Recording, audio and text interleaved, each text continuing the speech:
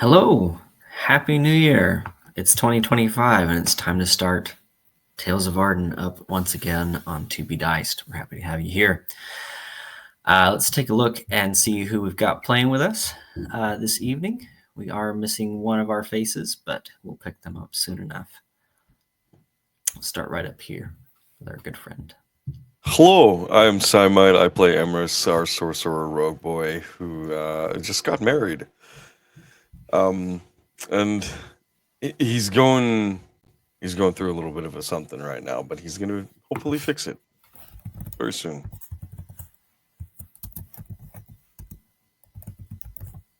Trauma. Sorry. I need to change something actually on here. Here we go.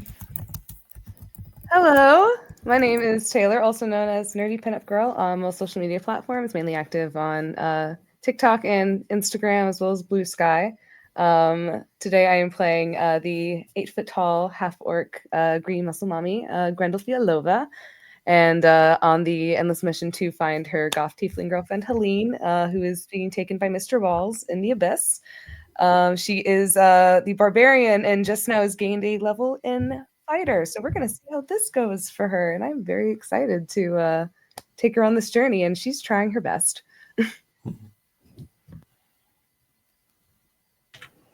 I guess that's me. Hi, I'm Matt, also known as War Knight out there on the interwebs.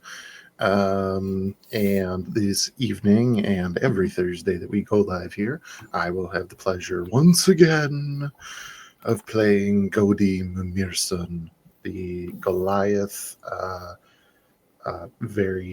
Goliath rune carver, we'll call it for now. Now returned to the party after a brief hiatus and recentering of oneself. So I guess namaste.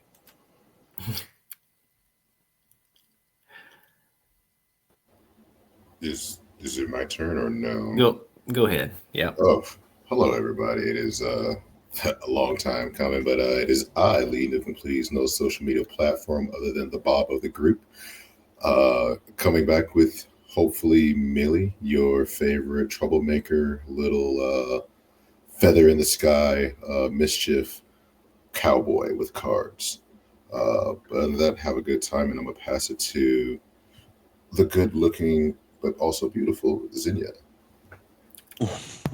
Hey guys, I'm Dia, also known as DiaBell.cos on all social media. I play Zinnia, who is our Beastmaster Ranger and legendary Pokemon Master, as we love to refer him by. He and I will both be ducking out after 2 hours or so. Apologies, I am in a different time zone and I have a birthday dinner to attend. But we'll have a good time beforehand and I'll make sure no one dies, until I leave at least. Mm-hmm. It all falls apart after she leaves. We all know this. Yeah. It's up to you guys to keep together. Dia's like, hey, I'll see you later. Clicks out of the call, and Chris is like, all right, everybody roll initiative. William shows up. Surprise! Along with Tales of Vardin, here on 2B Dice, we have other shows going on. So next week we will be running Tuesday, Wednesday, and Thursday. I'm not sure what's happening Thursday yet. And I'll get to Sunday as well. So Tuesday we have Star Wars, Edge of the Empire. Wednesday we have Valley of Endless War with our good friend Slimite here. And again, Tales of Vardin on Thursdays. And we have a special, we're doing Dimensional Dial once a month, or trying to at least. So that's coming up. Would you like to talk to the people a little bit about that? Hell yeah. So on the 12th is the date that we're going for. So that will be this coming Sunday. I believe that we're shooting for 9 or 9:30 p.m. Eastern, whatever that translates to other time zones and stuff. But yeah, we're going to be going back into Dimensional Dial. Shooting for once a month or better if I can squeeze it out of these players, much like I squeeze their hopes and dreams when they hit the table. So we'll see what is happening now that the cast is just outside of a Thrycreen city. So that will be this Sunday. Very exciting. Lots of shows coming up. Again, I'm not sure what will happen Thursday, so just stay tuned. We might end up not doing Thursday, just depending on how things are going by then. So yeah, Tuesday, Wednesday, for sure. Sunday, absolutely tune in for that. And with that, let's see where things go this evening on To Be Diced.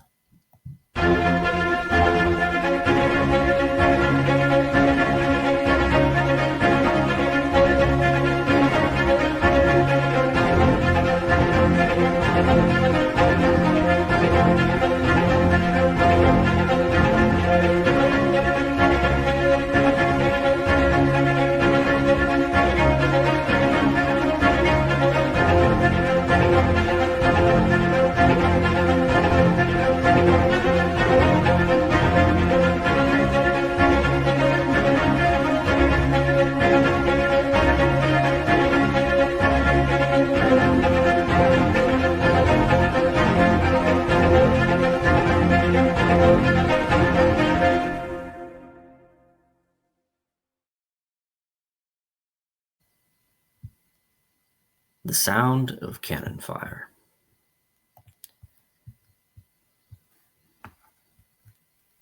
The whizzing of bullets, the ringing of ears, the pounding heartbeat as panic sets in. You find yourselves in a crowd, all trying to make it through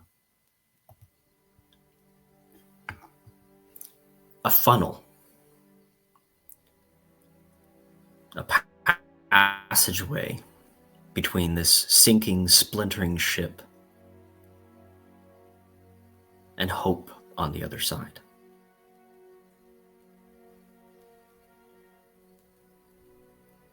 A dark-clothed figure weaves their way through the crowd, carrying a smaller framed humanoid, shouting for help, assistance in some way.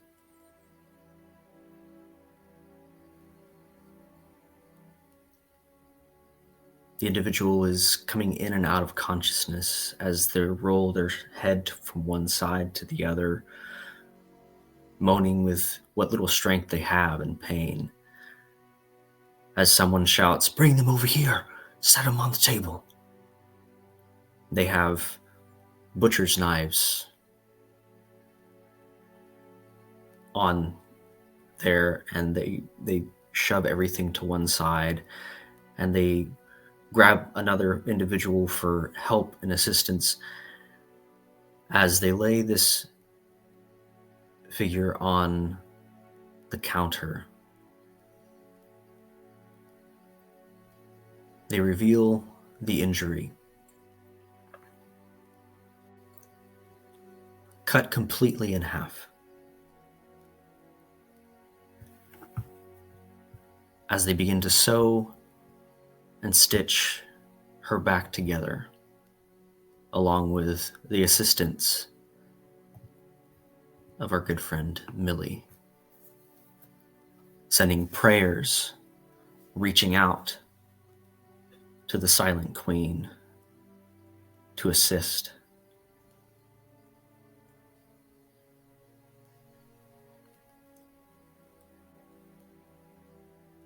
And the answer comes.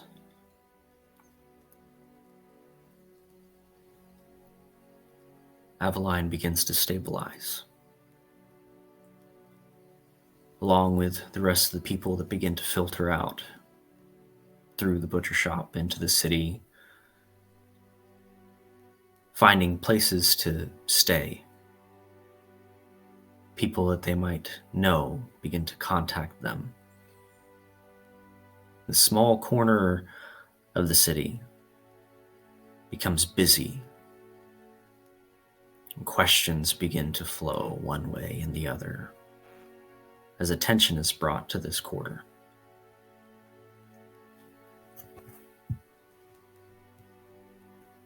Millie makes his way through the city.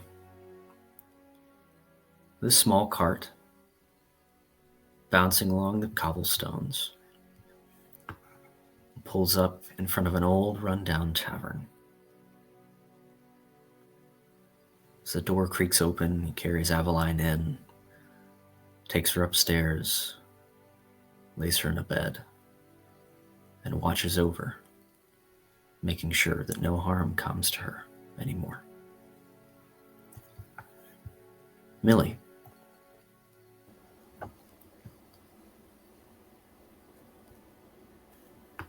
How long do you stay and watch over Aveline? Merely taking into considerations of seeing Adeline meet death with grace at the front door, and to make sure that no evil spirits harbor over her or attempt to corrupt her in her healing process would stay until she is physically capable, as well as leaving a sentry of ravens to watch over her while he goes out and about for roughly, if he had to use the scroll that he has in his pocket, for at least a month to let things settle down.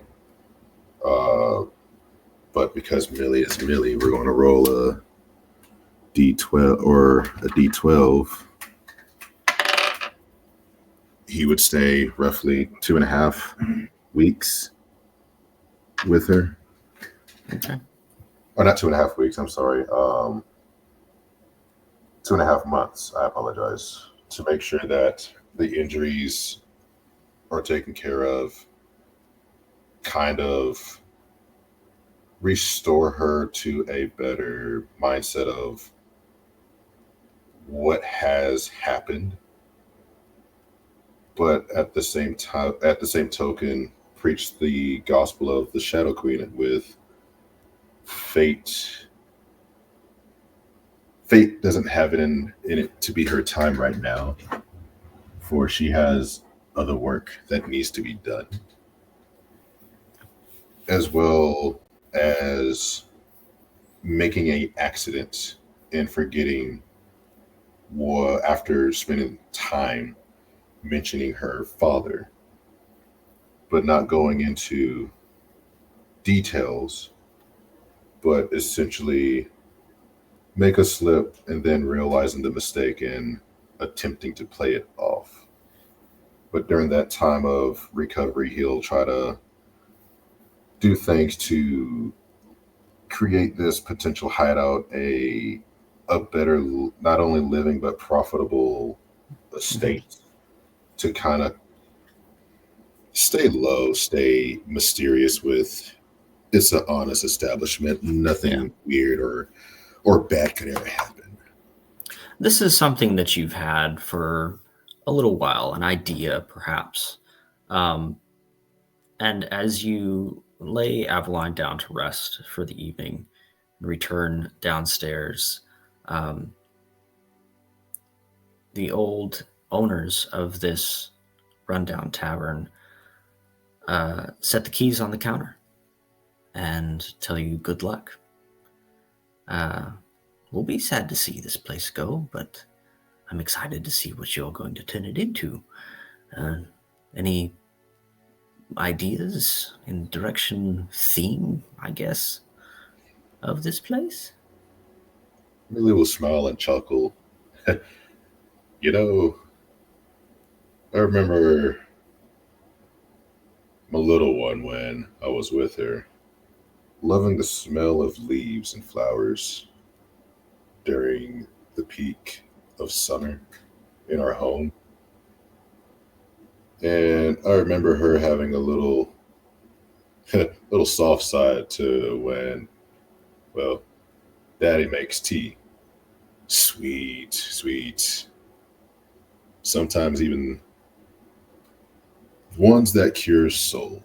So I may make this tavern into a one where those with weary souls come lie to rest and ease the pain. I just started a tavern selling tea and, well, spirits to take care of those that need a little bit more of a bite, but at the same time allowing those to take rest when they can. If they would like to, you could roll a insight or a perception, depending on the roll of at least 8 or greater. Yeah, that's a 7. Ooh, so they don't know. So yeah, he wishes to turn this place into a tavern that also sells teas and spirits to help recover.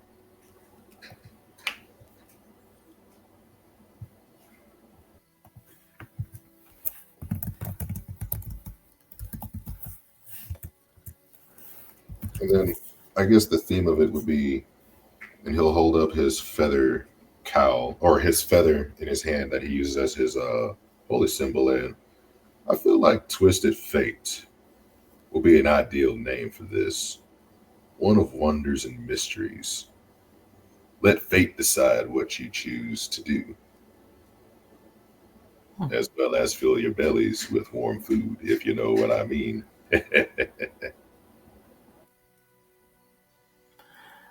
Well, I wish you the best of luck with the old place. She's kind of run down, but she's worth more to me in this. He jingles a sack of coin here for what comes next for us. Oh, good day.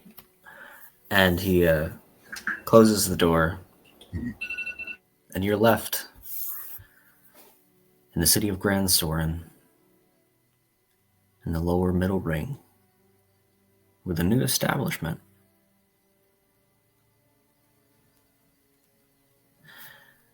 Taking care of Aveline. In the meantime, the party has just emerged from the Tower of Divination, having acquired much knowledge about the locations of pieces of the Ember Paragon, as well as restoring the Sea King's Fang to its former state.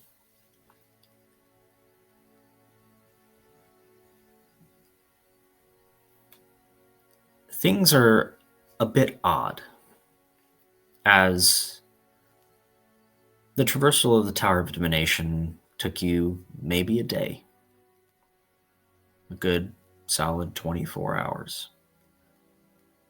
But it seems as though time was moving faster on the outside than on the in, because about 3 days have gone by as the party returns to the city of Port Karashi. With much to do, much rest to be had, and planning their next steps forward on this adventure.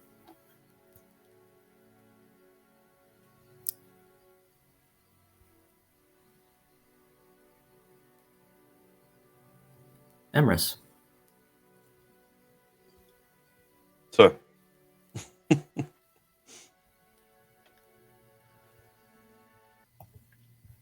where do we begin?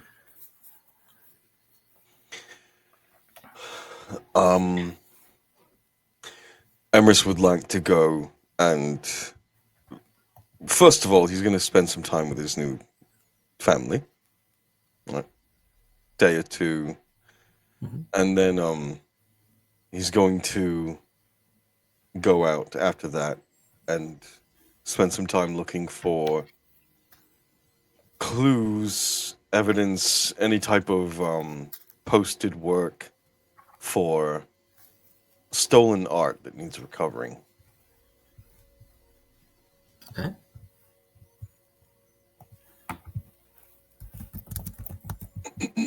He will go to any museum he finds. He will go to any adventuring guild, any type of thing like that that would post any type of notice like that. Gotcha. Okay. Libraries, like.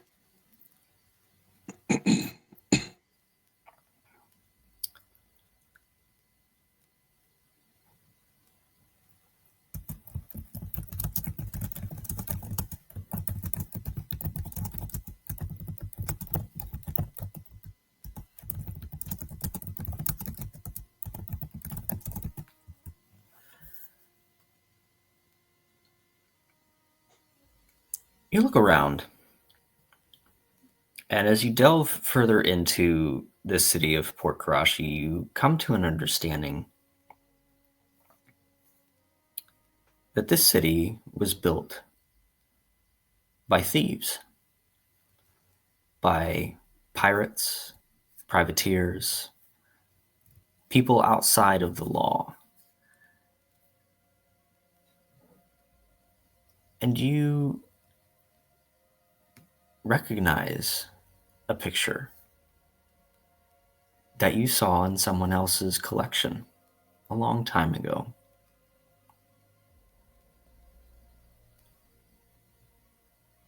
The individual wasn't a very nice man,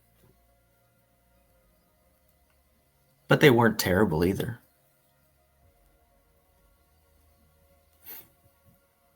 The lower magistrate of a city, and he probably doesn't even know it's gone. The question is, would he be happy to have it back?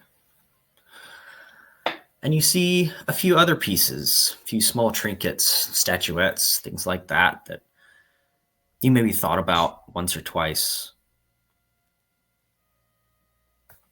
just picking off a shelf. But they're here instead. Somebody else decided to go ahead and go through with it. There are also pieces that are water damaged, waterlogged, and things that need repair because they were found in wrecks of ships off the coast or taken during violent, bloody battles. There are artifacts and things here that could be returned to the right person. I'm looking for one specific piece that will net me a decent payout, or I'm looking for a collection that will go to one person that will net me a decent payout. So, Okay.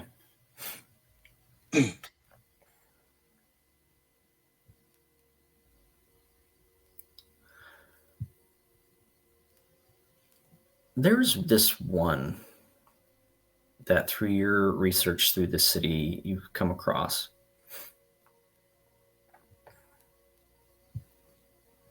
Moonlit Tempest. It's a painting of the ocean at night amidst a storm and a ghostly white vessel just off in the horizon.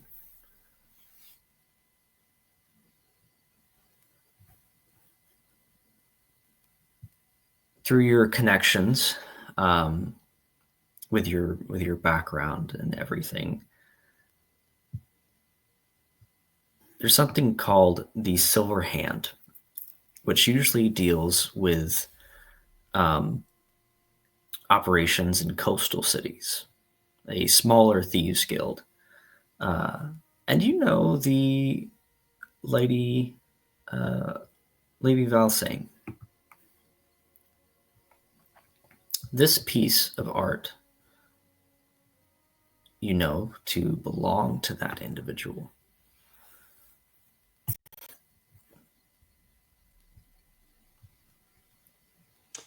and is this the same? Is this the same individual that? Is it the one I'm thinking of? The one in Vale? Mm-mm. No. Actually, let me see. It's not. That's not the one you're thinking of, but Okay, it is so- potentially in Vale. Where is my map? There it is. Yeah. Yes. So it is. This is a contact and a connection in Vale, but it is not the one you are thinking of.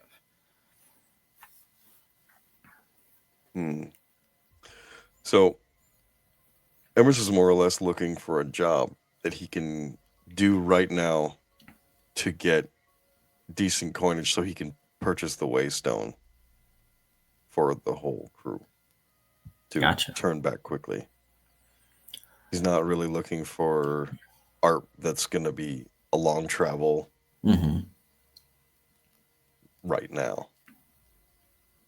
More or less something that was stolen locally, Gotcha. maybe, that someone wants back. Mm-hmm. Is there anything like that?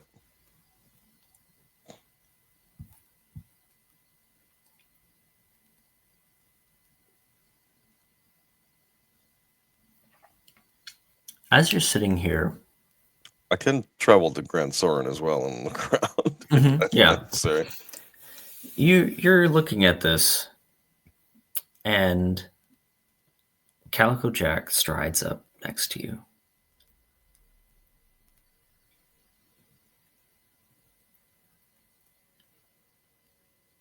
You fancy art?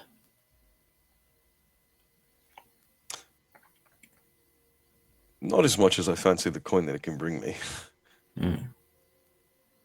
Yes. Well, I never really got the pictures, to be honest. Hmm. Always seemed like a bit of a waste to paint. have you ever tried your hand at it? A painting? It's a lot tougher than it looks. I don't doubt it, but I know my dexterous fingers are meant for other things. And no, that wasn't an innuendo. I was not talking about Nina. I'm gonna stop talking now.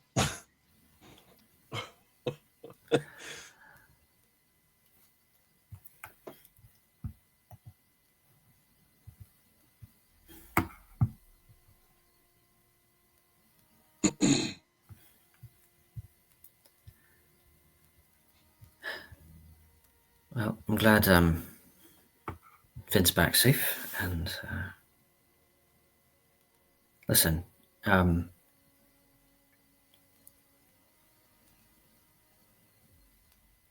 Nina told me about some people out in the forest.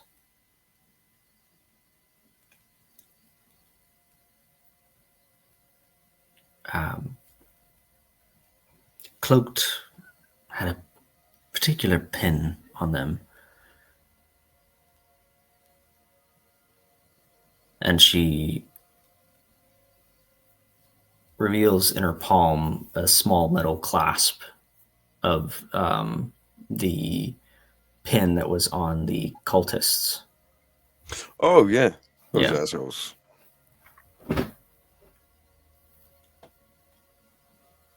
You know anything about this? Any sort of information could pay handsomely. I do have this, and I'll pull up a note from the cultist that I found on his dead body. It says, operatives of the court, your task is twofold. First, you are to investigate the progress of black dust, focus particularly on the fish and water systems surrounding the affected areas. That one. And it ends with signed BS.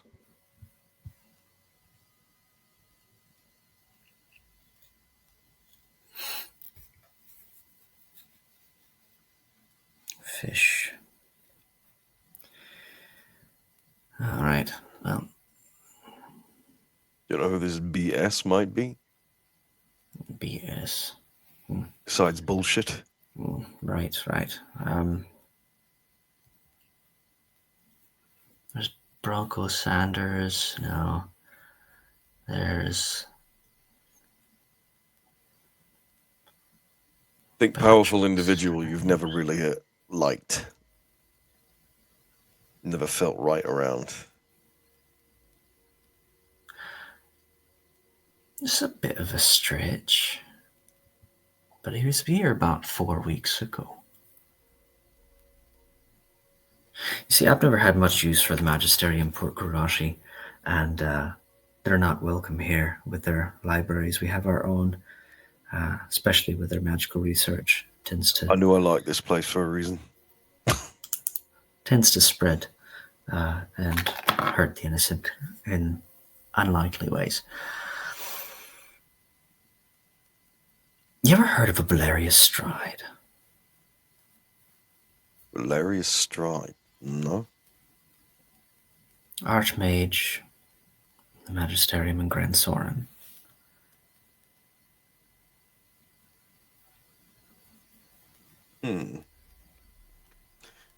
Could you spell that for me? Belarius, yes. I'll put it in our chat.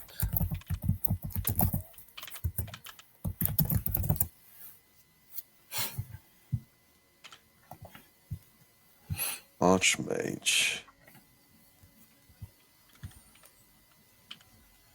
Yeah, but he's been running that branch of the Magisterium for the last 60 years, but don't get me wrong, he's quite uppity and all that, but this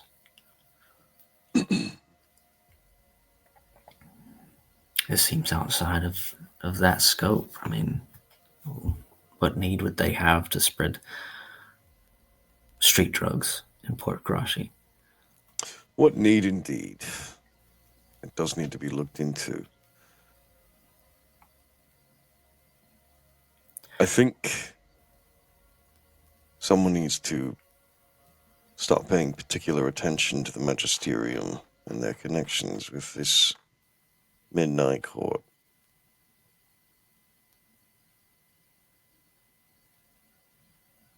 Someone. I heard you're going on a trip soon. Yeah. I hope so. It's not one I ever thought I would take. But after that excursion into the tower, I don't really see a way around it.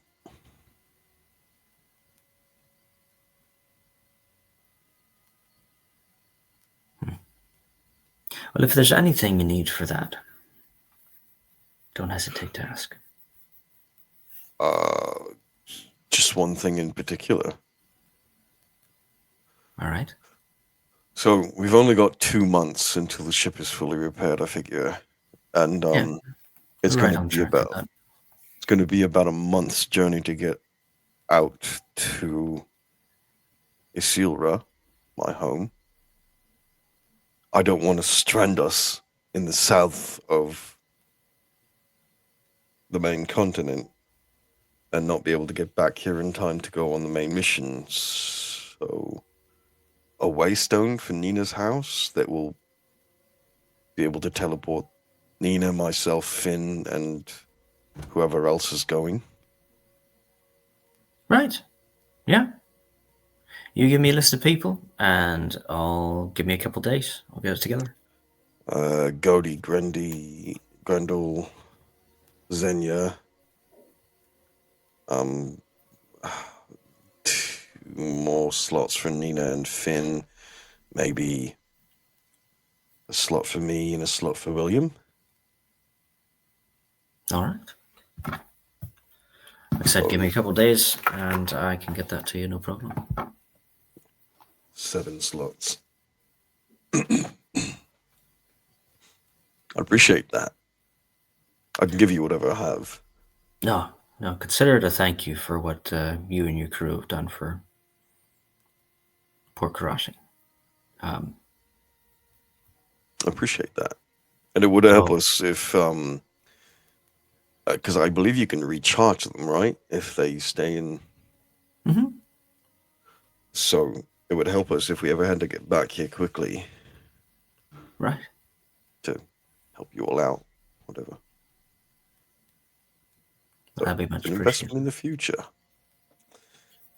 I appreciate that very much. As Emerus and Calico Jack continue their conversation, Grendel, Xenia, Godi, in this time, he's taken a couple days to spend some time with his family and walk about the city, get to know it, look into a few different things. What have you all been up to over the last, say couple days?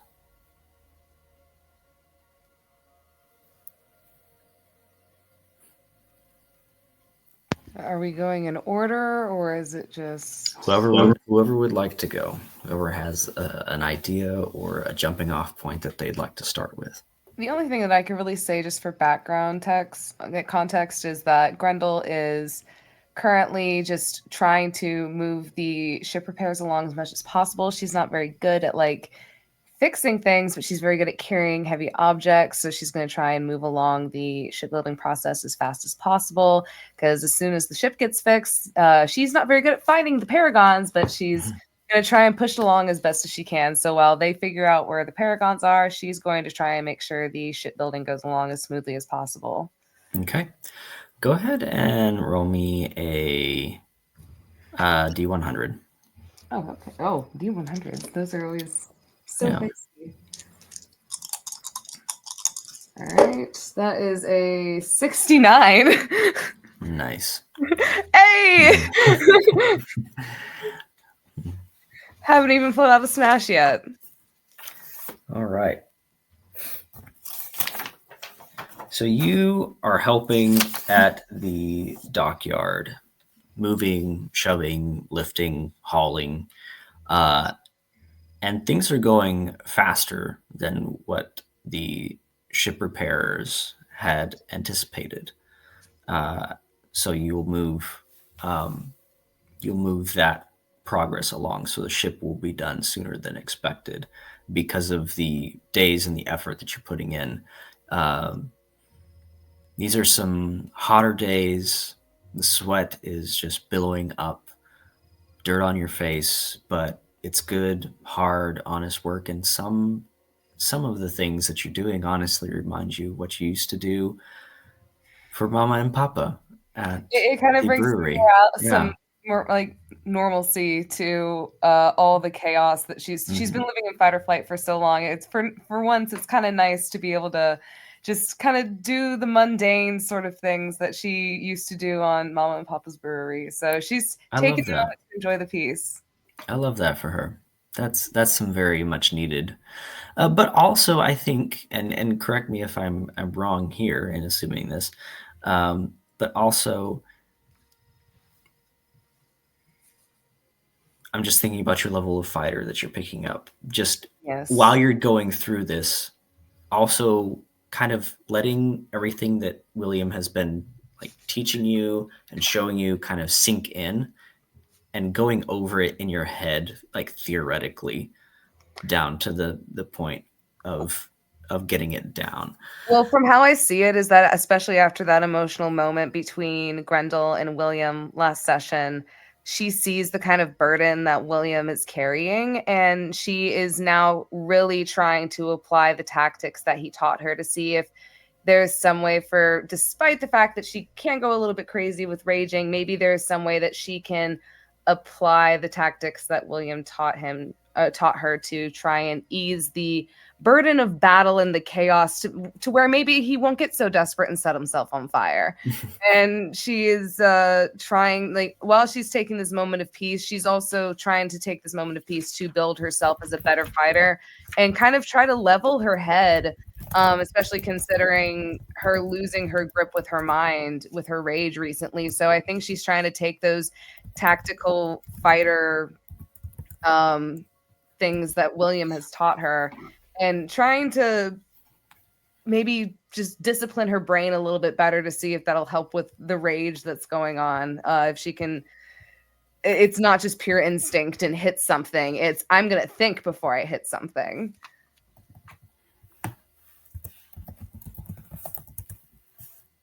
But that will be the majority of what she does. Very good.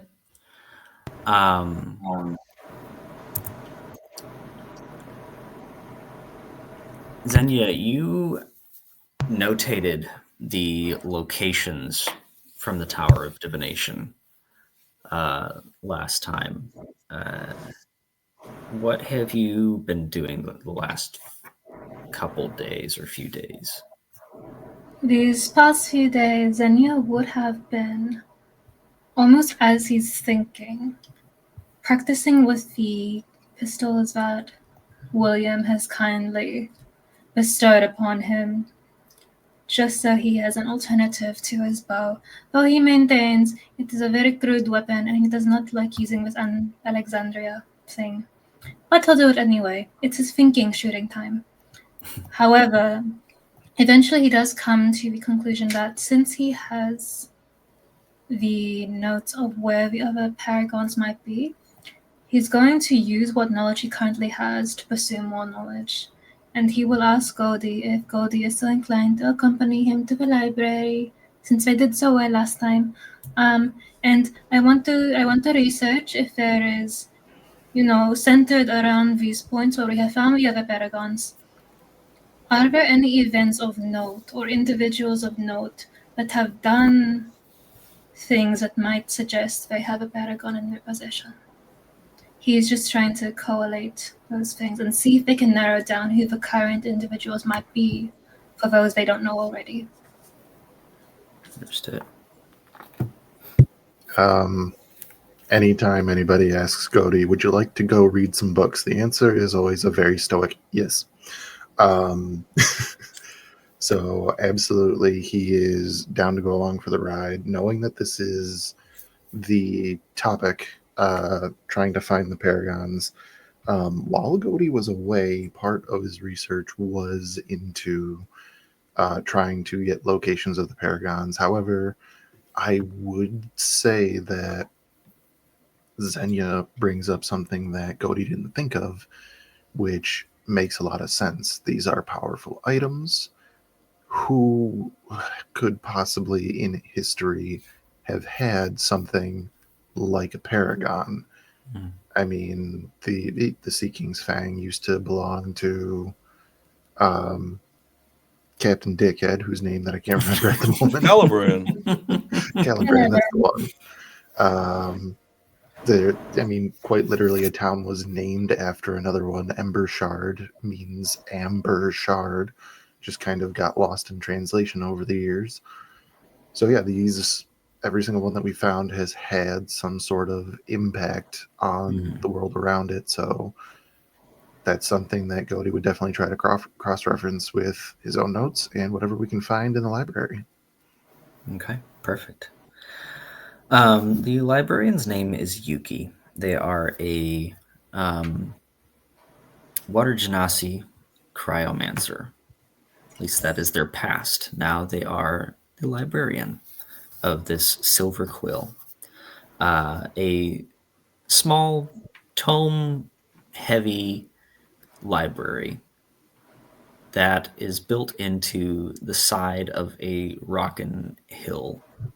Some of the roots of trees have kind of made their way through into the wall. Some of the branches are kind of growing into the tree. It's not unkept. She just likes it. She likes the green that comes in sometimes. There are a few of the branches that you can tell are manicured and like curated to be a certain shape, very bonsai-esque in their trimmings. And she assists you with all of these things. You are brought different tomes of different powerful stories. Some more so fairy tales, great heroes, paladins, like a King Arthur sort of tale, and that one you trace to a lineage, a line of kings, which leads you to a line of sovereigns. And this small little artifact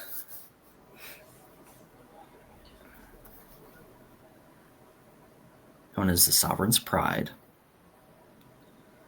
has been handed down from one generation to the next.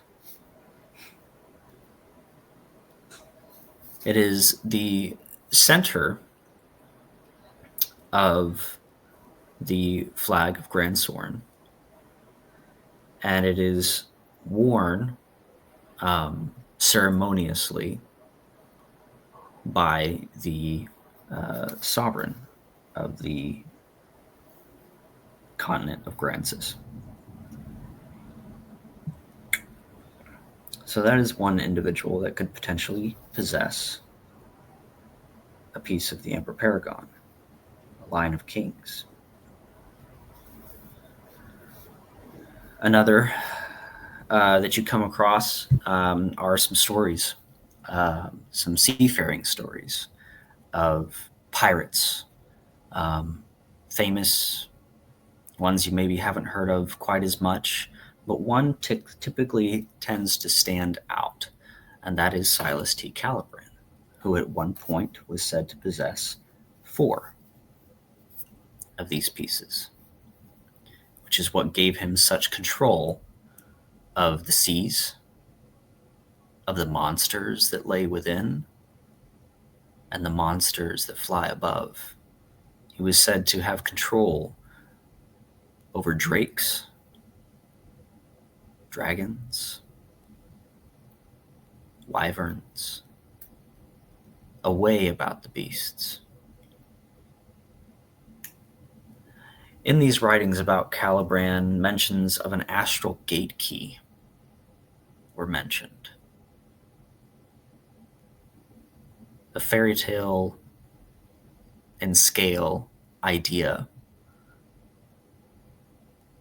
that Calibran possessed in the palm of his hand the power to move the stars, to align them in such a way as to transport himself and his entire crew across the astral sea to other worlds, which is where he accrued his vast fortune.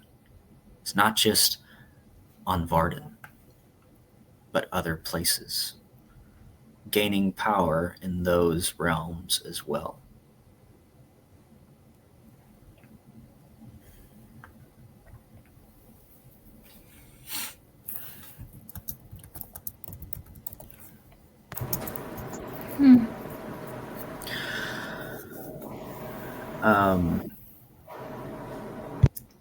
There was one that, and is the one that you possess, Xenia, the Sphinx's Sunstone, the Jewel of the Fallen Star Desert. It's another story that you come across in this research that a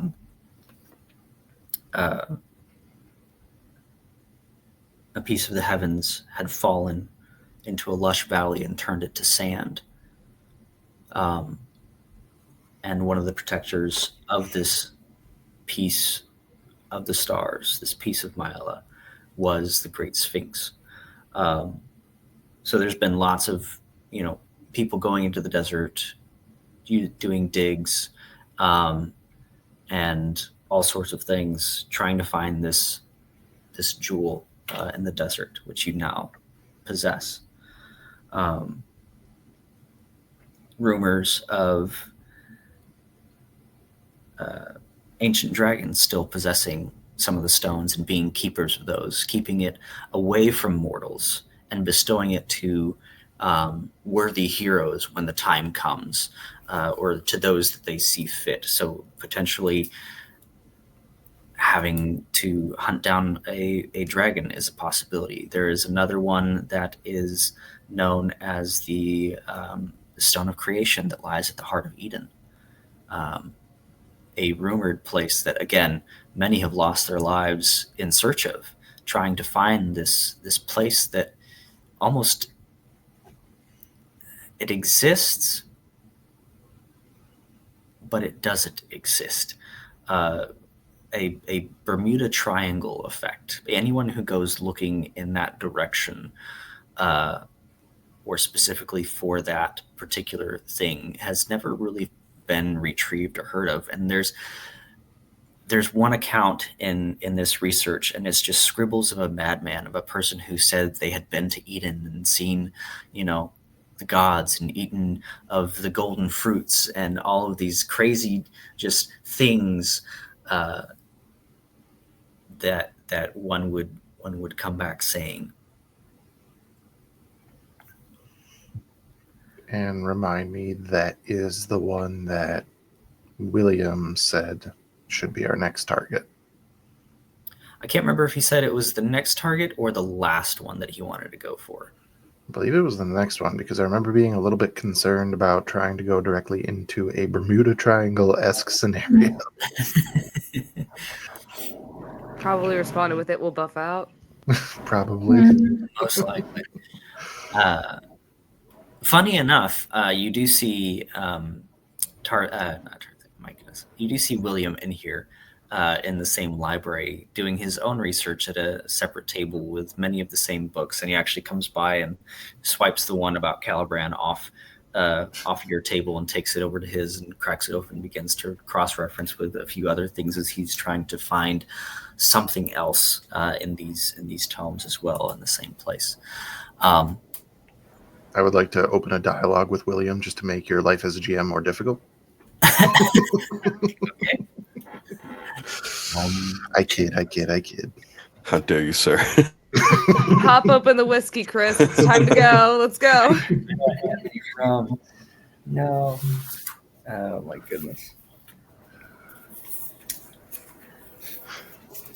So, with that, Goldie would just, after getting all these stories and these different things together, sort of turn to Xenia's.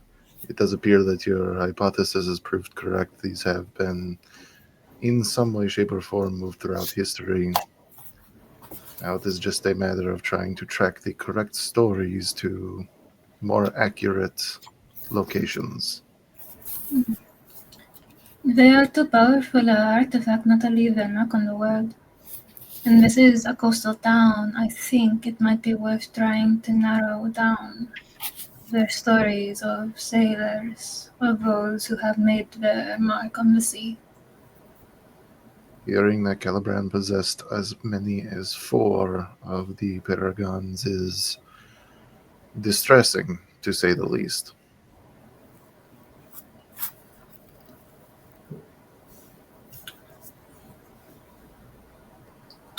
I wonder. There are many creatures who have lived in the oceans, I imagine, for as long as there are many old creatures that have lived in the forest. It might be worth asking them. I don't know. I They do probably believe that would be your area of expertise, though I would try and accompany if I could. Trying to get information about the ways of the world will absolutely become very invaluable information. If the opportunity presents itself, then you will flip over back to the one about the Sphinx. Just goes back a couple pages. I've never met a Sphinx. It's always so hot where they live. I feel like my skin would blister and burn. But I they're can so only fascinating. imagine the desert being as hot as it was, not anywhere near as the mountains that I grew up in. The heat will be probably excruciating. I do not wish to go there. And hearing that it is one of the ones that we already possess, kind of indicating Xenia or himself, he'll just kind of nods. I'm thankful that that is one that we can cross off our list. For now. Not Matt remembering how that got out of the desert. For now, though I imagine the hells might be similarly blistering and burning. But we shall see. We are unfortunately going to have to see. Helene's life depends upon it.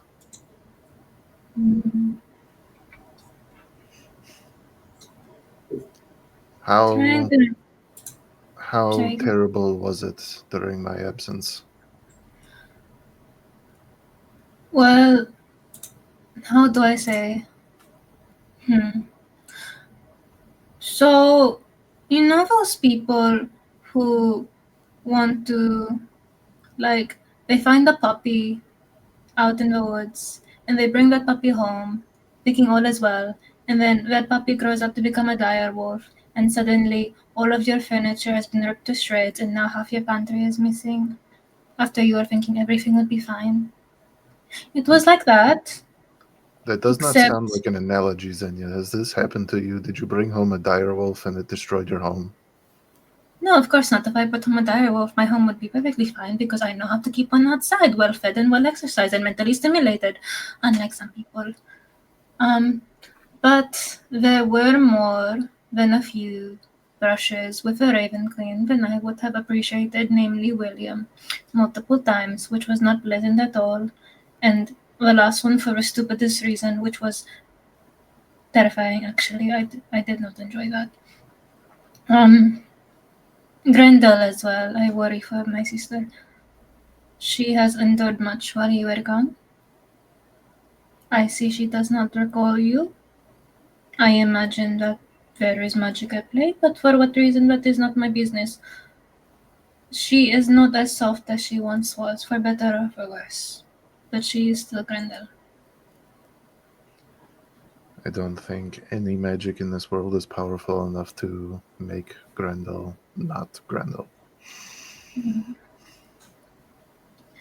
We have met some new friends. You have been introduced to Emrys, who has been of great use to us and great source of wisdom to a degree. His family is very sweet. Millie has joined us. I don't believe you have had the pleasure of meeting him just yet, but he You've not. is. I have not met this Millie. Yeah, I think you will know once you do. I think on occasion he wears a different face to the one he himself bears. He is very good with the sneaky, and is also in favor of the Raven Queen. He is currently, if I recall correctly, attending to one of William's children who we encountered, who, as I said, Grendel, unfortunately, well, I shall say the poor girl was a collateral of barbarian rage. But Millie is attending to her, and we pray for her swift recovery. It is still a sensitive. Not only do I learn that William has another child, but also that Grendel harmed this person. Grendel's body was the cause of harm. It was not Grendel's intent to cause harm.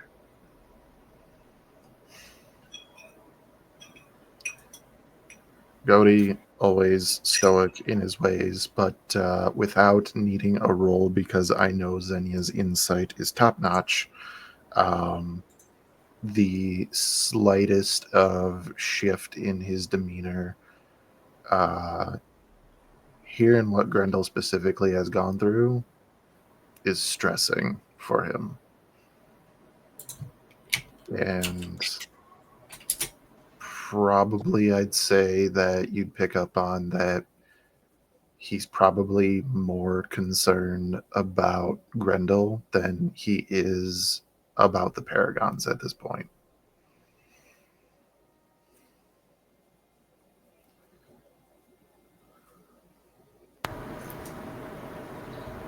We have done our best to support each other in our own shortcomings as best as possible.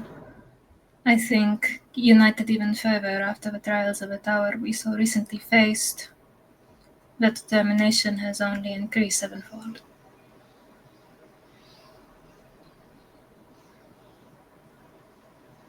I did not enjoy having to leave, but I do believe that I am better for it, so that I will not be a danger for this crew, so that I will have a better head upon these shoulders to accomplish the tasks that need to be done.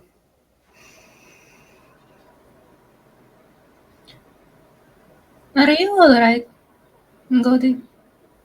Have you been safe?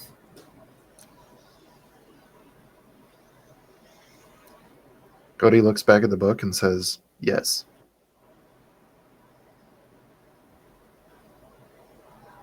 Is he? I mean, if you want me to roll deception, I can. You probably had a good chance, but wasn't a good insight roll. Well, how bad? How bad was this No. insight roll? That was only an 11. I rolled a 2. I might actually pass that, even with a -1. Barely. It's a 12. He trusts you, so if you say okay, he's not going to press. He just sort of nods and says, "My time spent in the Cliffs of Moonshiver with Lady Opal were instrumental, and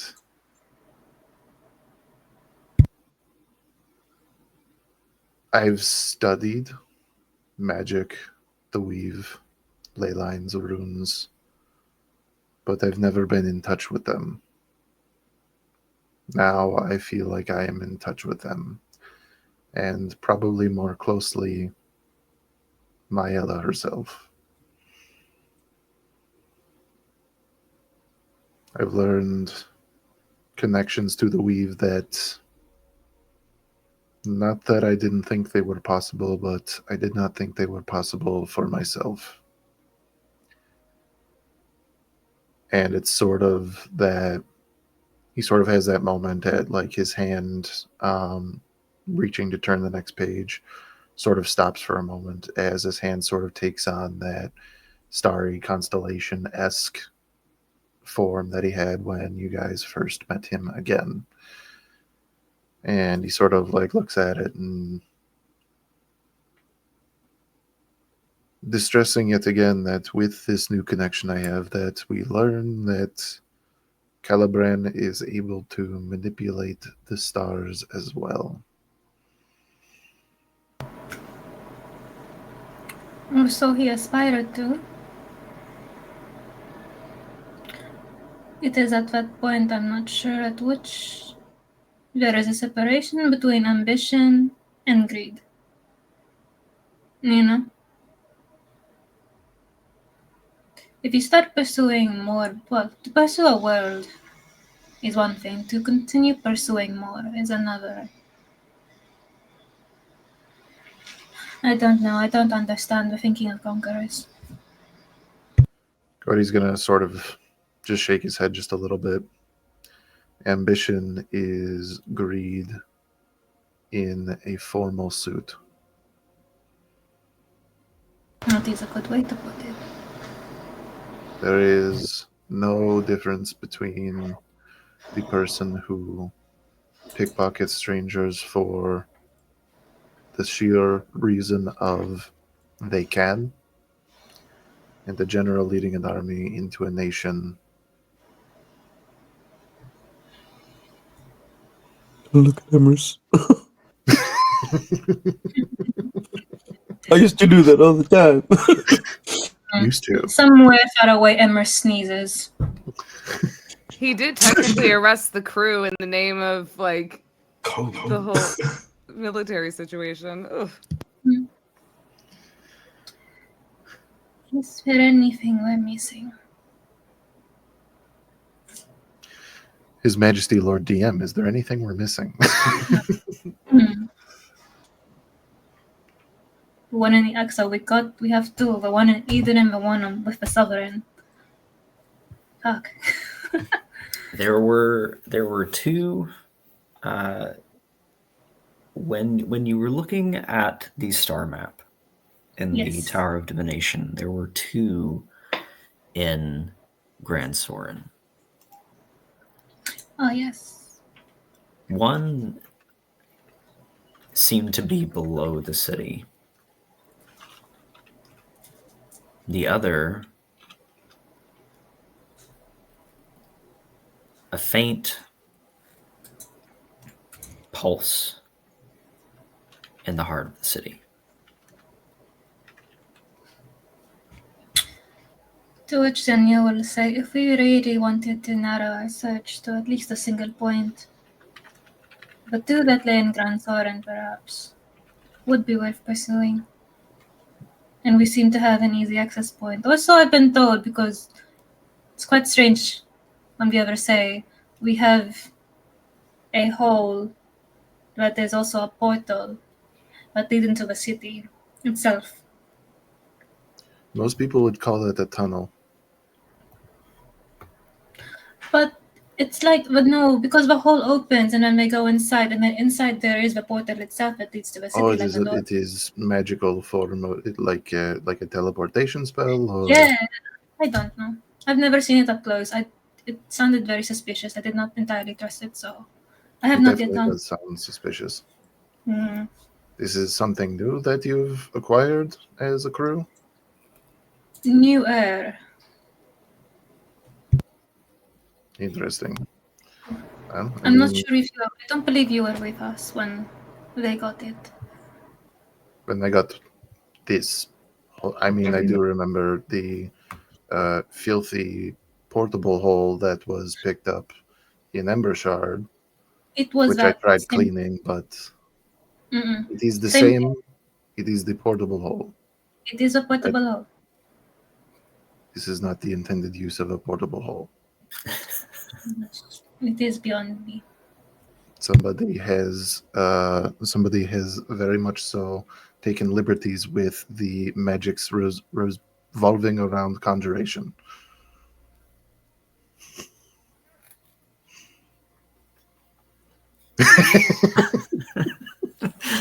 And we love every bit of it. However, I do believe this person's position in the world gives them the right to do so. Yeah. Like Godey's trying to argue with God to himself. Mm. With your passive, Godi, you notice while you're having this conversation with Xenia, talking over the paragons and figuring out which ones to search for next, which ones to pursue more heavily next. The entire time, William is engrossed in these tomes and papers and things, but you feel a constant set of eyes on you. And if you were to look over or peer out the side view or the peripheral of your vision, you would see the faint glow of Calibran simply looking over in your direction. Your conversation is not private as you thought. I cast silence. Cone of silence. Code of silence. Code of Yeah. secrecy. Venu's favorite spell is shut up. With that detail, we move to a small shop with a large toad known as Bosimodi. As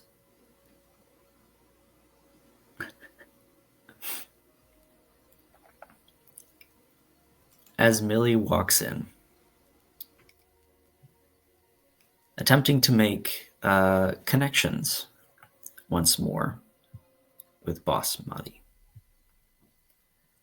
Boss Madi runs a small curios shop. Different trinkets and things like that, some magical, some not. But the thing that he excels at the most is running his back of the house underground gambling den.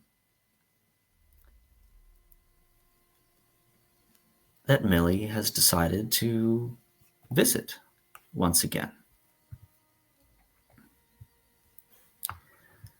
As Basmati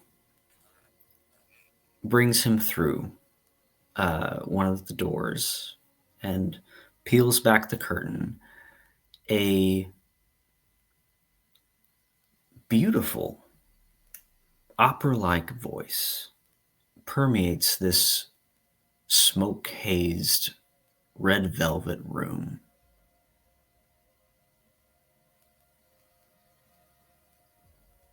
And all of the patrons in here are not sitting at their tables playing cards and rolling dice. Their attention is all drawn towards the center stage of this room.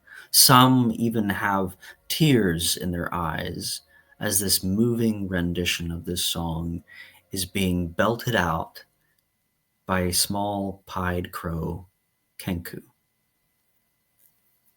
known as Bean.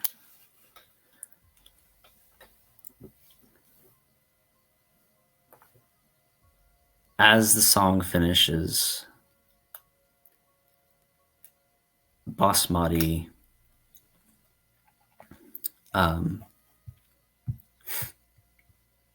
turns to Millie and goes, "Have you ever heard anything like that?" I clearly know that's Bean, right? You clearly know that's Bean. She's been missing for like a week. So Millie being Millie is going to say, I've never heard her ever sing. Only yap half the time, but bravo.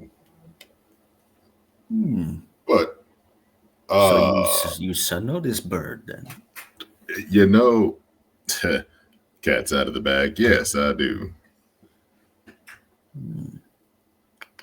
She was. No, Millie did not know she was missing.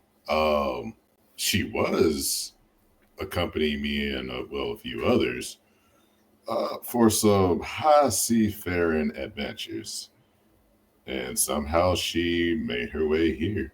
Let's say a little bit of a better scenery. She snuck in one night. We were having live band performances, and she decided to take the stage. At the first, people knows alike, but there's something about that bird. The voice. She says she wants to go home, though, to see her papa. I told her I pay her 500 gold a night, but she says say no. You think you can talk with father and convince him to let her stay. It's good for business. You know, boss, my handsome watered friend. I could.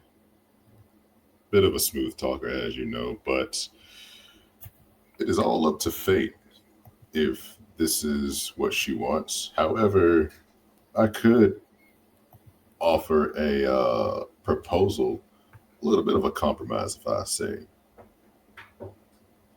At least allow her to visit and see her father, and I'll see what I can do on convincing. But She's come and go as she want. I know make her stay here, but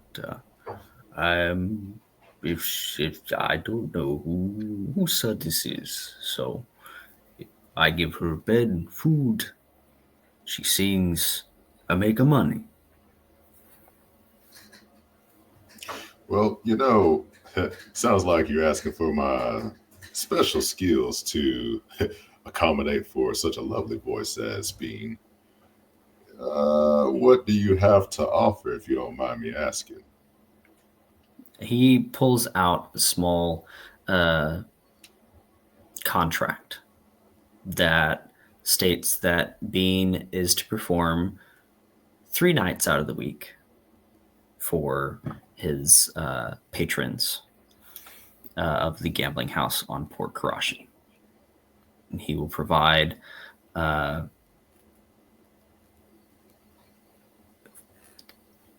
200 gold per performance. All meals, bedding, and lodging will be included, and transportation will be taken care of as well. It's a pretty good deal. Wish I had a voice like that. But for me to talk to her father and convince convince him, and even I'll see if he can pay a visit to this lovely establishment to see his beloved being perform. I may or may not have forgotten where her father is. You know, the brain goes so far south with memory. You can only remember so much, but a little bit of help would kind of jog my memory, if you know what I mean. What I offer is a little bit of my debt that I got with you. I might be able to remember who this. You said father, mother, uncle. Hmm. What were we talking about again? Millie Misa like you. Yeah, can't get enough old Millie now, can you? Mm-mm-mm. So how much a debt you want cleared for this small favor? Small favor.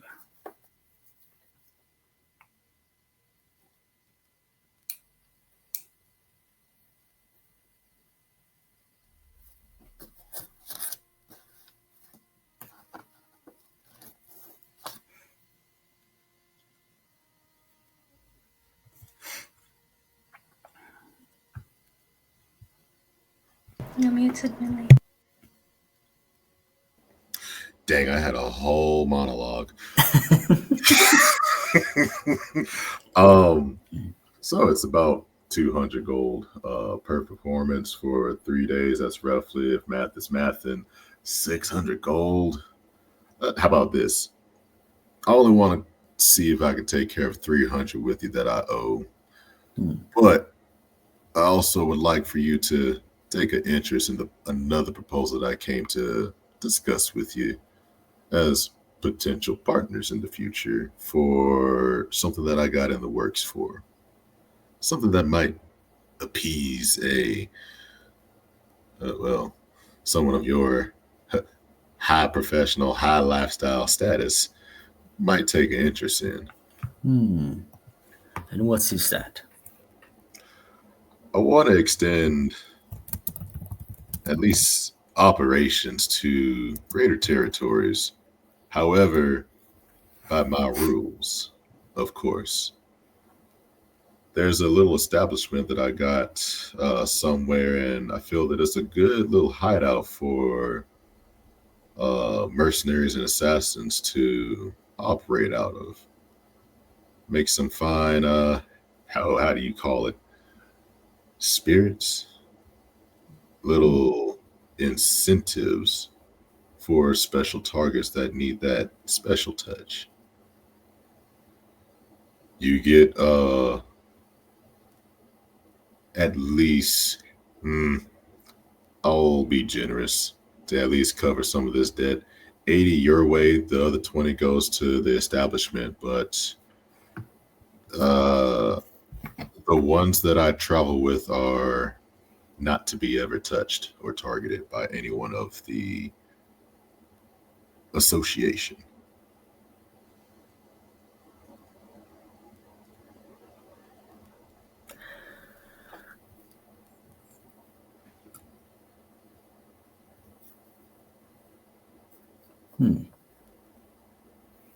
So we shall get a bean. I'll at least see if I can help convince the father for the bean. If you would like the bean, that's going to cost a little more. You shall get me bean. Singing here 2 nights a week, 3 nights a week.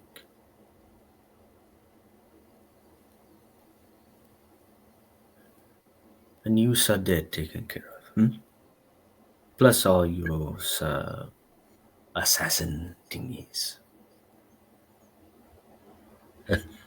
Boss, my man, I knew it was just more than warts and a croak through that little pouch that whatever you got when certain hours of the night.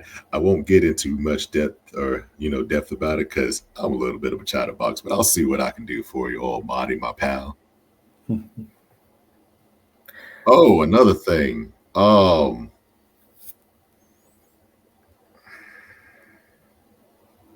There's something weird going on, Marty, and I like to stay employed.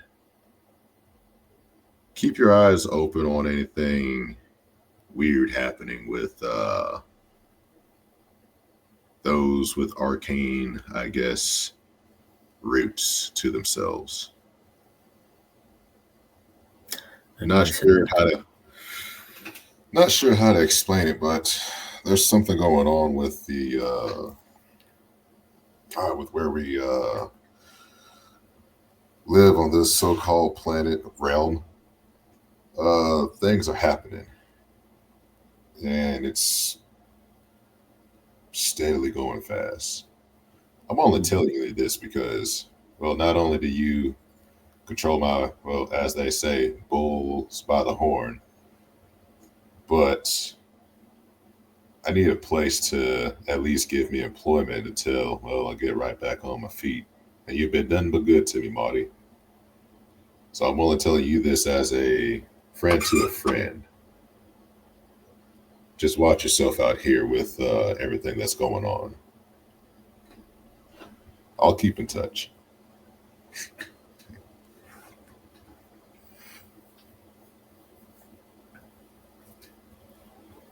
Louis is stay safe out there. And at this point, Bean has kind of scurried up into the conversation.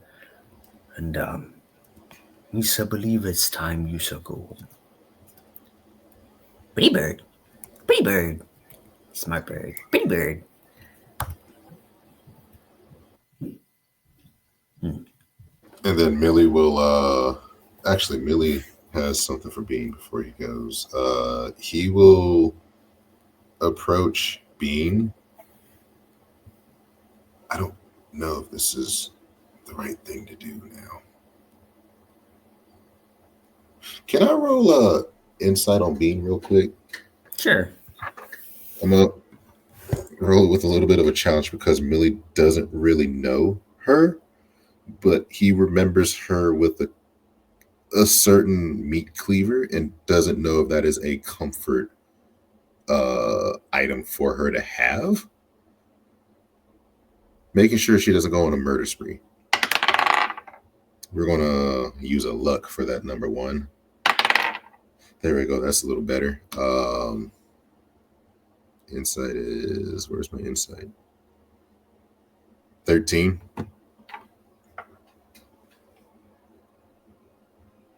You recall that Bean was doing her job in the portable hole, butchering various cuts of meats with a cleaver. So it could potentially be something very familiar.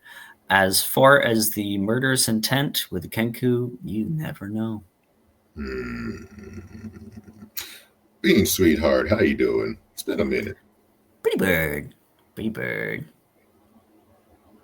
I got something for you. Don't know if this will help, but might, hopefully reconnect you with home. But here, I've been holding on to this since, well, I kind of went renegade, and he hands her a meat cleaver, a rolling pan, a ladle, spatula, and a what do you call it, fillet knife from his personal cooking utensil kit. And what were those again? You got a butcher knife, fillet knife, a ladle, or a spatula, rolling pin. And a what do you call those large pots for stir frying? Wok. A wok. Stop handing her cooking supplies and bring her to the sticky hole to home. God damn it, Millie! Just kidding, I love you. As you begin to take these things out, her eyes kind of bug wide with curiosity. She takes the wok quickly and kind of rolls it on top of her head, kind of balancing it there. She'll take the meat cleaver and the fillet knife. The fillet knife she'll pass through her dexterous feathers, her hands, her fingers, quickly before she puts it in her belt, sheaths it quickly in her belt. Same with the meat cleaver. She'll kind of do a few, knife tricks with it before kind of feeling it and she'll go, chop, chop, chop, time to work.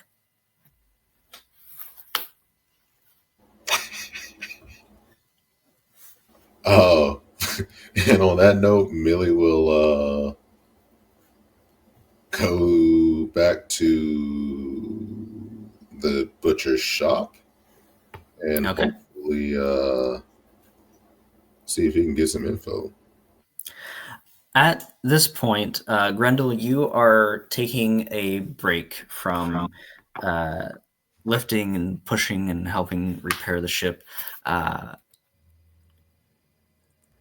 Perhaps just taking a stroll or sitting on a bench as you see Godi and Xenia come from the direction of the library to kind of meet up with you as Emerus is out shopping in the center market with Nina and Finn.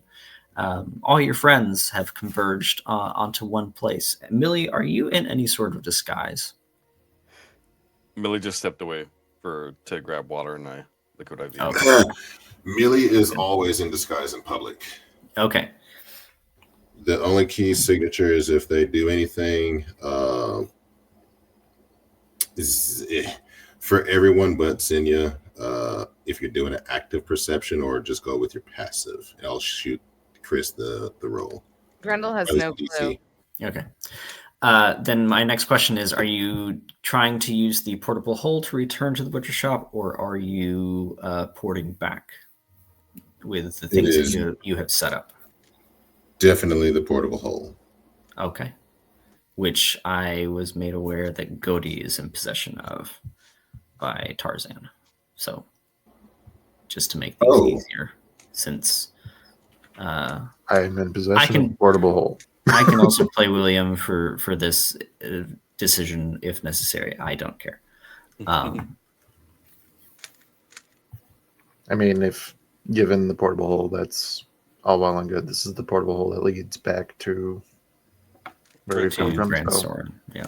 back to Grand Sword. I mean, sure, if that's the destination. So So I are we all believe gathering in the portable hole and like meeting there and like conjoining there, or are we just conjoining? that's up to you. That's up to you guys. This is just kind of the scene I'm setting with everybody kind of in the same area to give you opportunities to role play with each other about the next steps moving forward. I know you had said something in our previous chats about wanting to visit your parents in Grand Soren. Yes, Grendel would probably like the first few weeks of progress and the ship. She would be focusing mainly on that, and then when she feels like things like the heavy lifting is done, is when she would go to visit her parents. When she doesn't feel like she is as much needed, it's more like the minuscule, more tedious stuff that her big hands can't really handle. Gotcha. Aside if someone needs flower crowns made, and that's Okay. Yeah. So. Then I would say around this time, after the research has been done, after Emerus has kind of set things up with Calico Jack and has received his Waystone fully attuned, that the ship repairs that you are kind of capable of helping with, those have kind of wrapped up. So that's one of the reasons you're kind of taking a break, getting some water. Doing that, that's kind of wrapped up for you. So yes, we are kind of moving forward with everything from that point. If anyone is to find Grendel, she is just currently polishing and cleaning out her cannon and just making sure everything is in tip-top shape. She is kind of just making sure her weapons are sharpened. And she kind of seems to be going through somewhat of a routine that she managed to kind of adapt these past few weeks, learning from William, waking up early, making sure her weapons are ready, and being the master of arms and making sure all the weapons on the ship are ready. And even though it is in disarray, she's still going to try to make sure the armory and everyone is still in good spirits while repairs are being made. And hopefully, just keep morale up with the crew that would hopefully decide to stay on after they've witnessed William do some really questionable things. I've got one job in this goddamn ship. It's stupid, but I'm gonna do it. No, that is the only Grendel. But she also is very much trying to apply the tactics that William has learned, and it is the only thing kind of distracting her from the rage because it's either that or she's thinking about the rage that she took out on William's daughter, and also just this constant rage that she's feeling, unable to further the mission when it comes to the whoosh magic. And so she is just kind of thinking about how she can apply herself and be useful while also just trying to appreciate the tiny little bit of peace that she has at the moment. It's very complex for Grendel. She's kind of she's thinking a lot, which is a little bit it's a little bit concerning. A lot of thoughts, a lot of feelings. Grendel's struggling with the whoosh magic. If only she could remember somebody who was really good at that kind of stuff. She remembers Emrys just fine. I don't know what you're talking about. Oh God. Womp womp. Well, she's also on top of that dealing with the conflict because she remembers some things when it comes to Goldie, and she's just like, who is this Mr. Goldie person? I don't know. I have drawings of him. Did I dream about it? She really is there is a lot more complex thoughts that should not be going on in that little noggin of hers, and the girl's just existential crisis. She is. You would notice that she's not as giddy as she usually is. She's honestly more nonverbal and just trying to focus on tasks at hand to further things as useful as she possibly can, and just trying to distract herself. Good. It's about this time that Emrys is going to come around and find each of you individually, and invite you all to dinner, probably at probably at the restaurant that we met with Trevor for, but to have a meal, a nice meal. You mean the rest? Ramen? Noodle shop. Oh, the Let's noodle. go! Excited. Nudes. Do we need Nina to, will be there. do we need to wear nice dresses or? Finn is going to be with Calico Jack, so yeah, it's definitely an adults' night. You guys can dress up if you'd like to. Oh, Jody never dresses up unless somebody makes him. But once we get there, once we get our food, it's lovely. Emrys is going to come forward and say, I have a bit of a quest that I need to go on. And then it's going to take me to the mainland and quite far south. There's quite a bit of land travel, and I have to take Nina and Finn with me. Is this your honeymoon? You know what? Sort of. Yeah. Sort of, yeah. Oh, well, of course we'll help you with your honeymoon. Well, I will at least. I can't say for Mr. Goldie or for Xenia or for... Is Millie here? Probably he would not have found Millie. He wouldn't even known he was in Port Karashi. So Honestly, even if Millie was here, he's probably in disguise and Grendel doesn't recognize him, so we'll disregard that. it's up to him. If he saw us gathering, then maybe he disguised himself and found himself there. Well, currently she's like, I don't know about Mr. Goldie or Xenia, but of course we'll help you when I will help you when it comes to your honeymoon. What kind of flowers do you need? No, I'd like you all to come. Where are you going?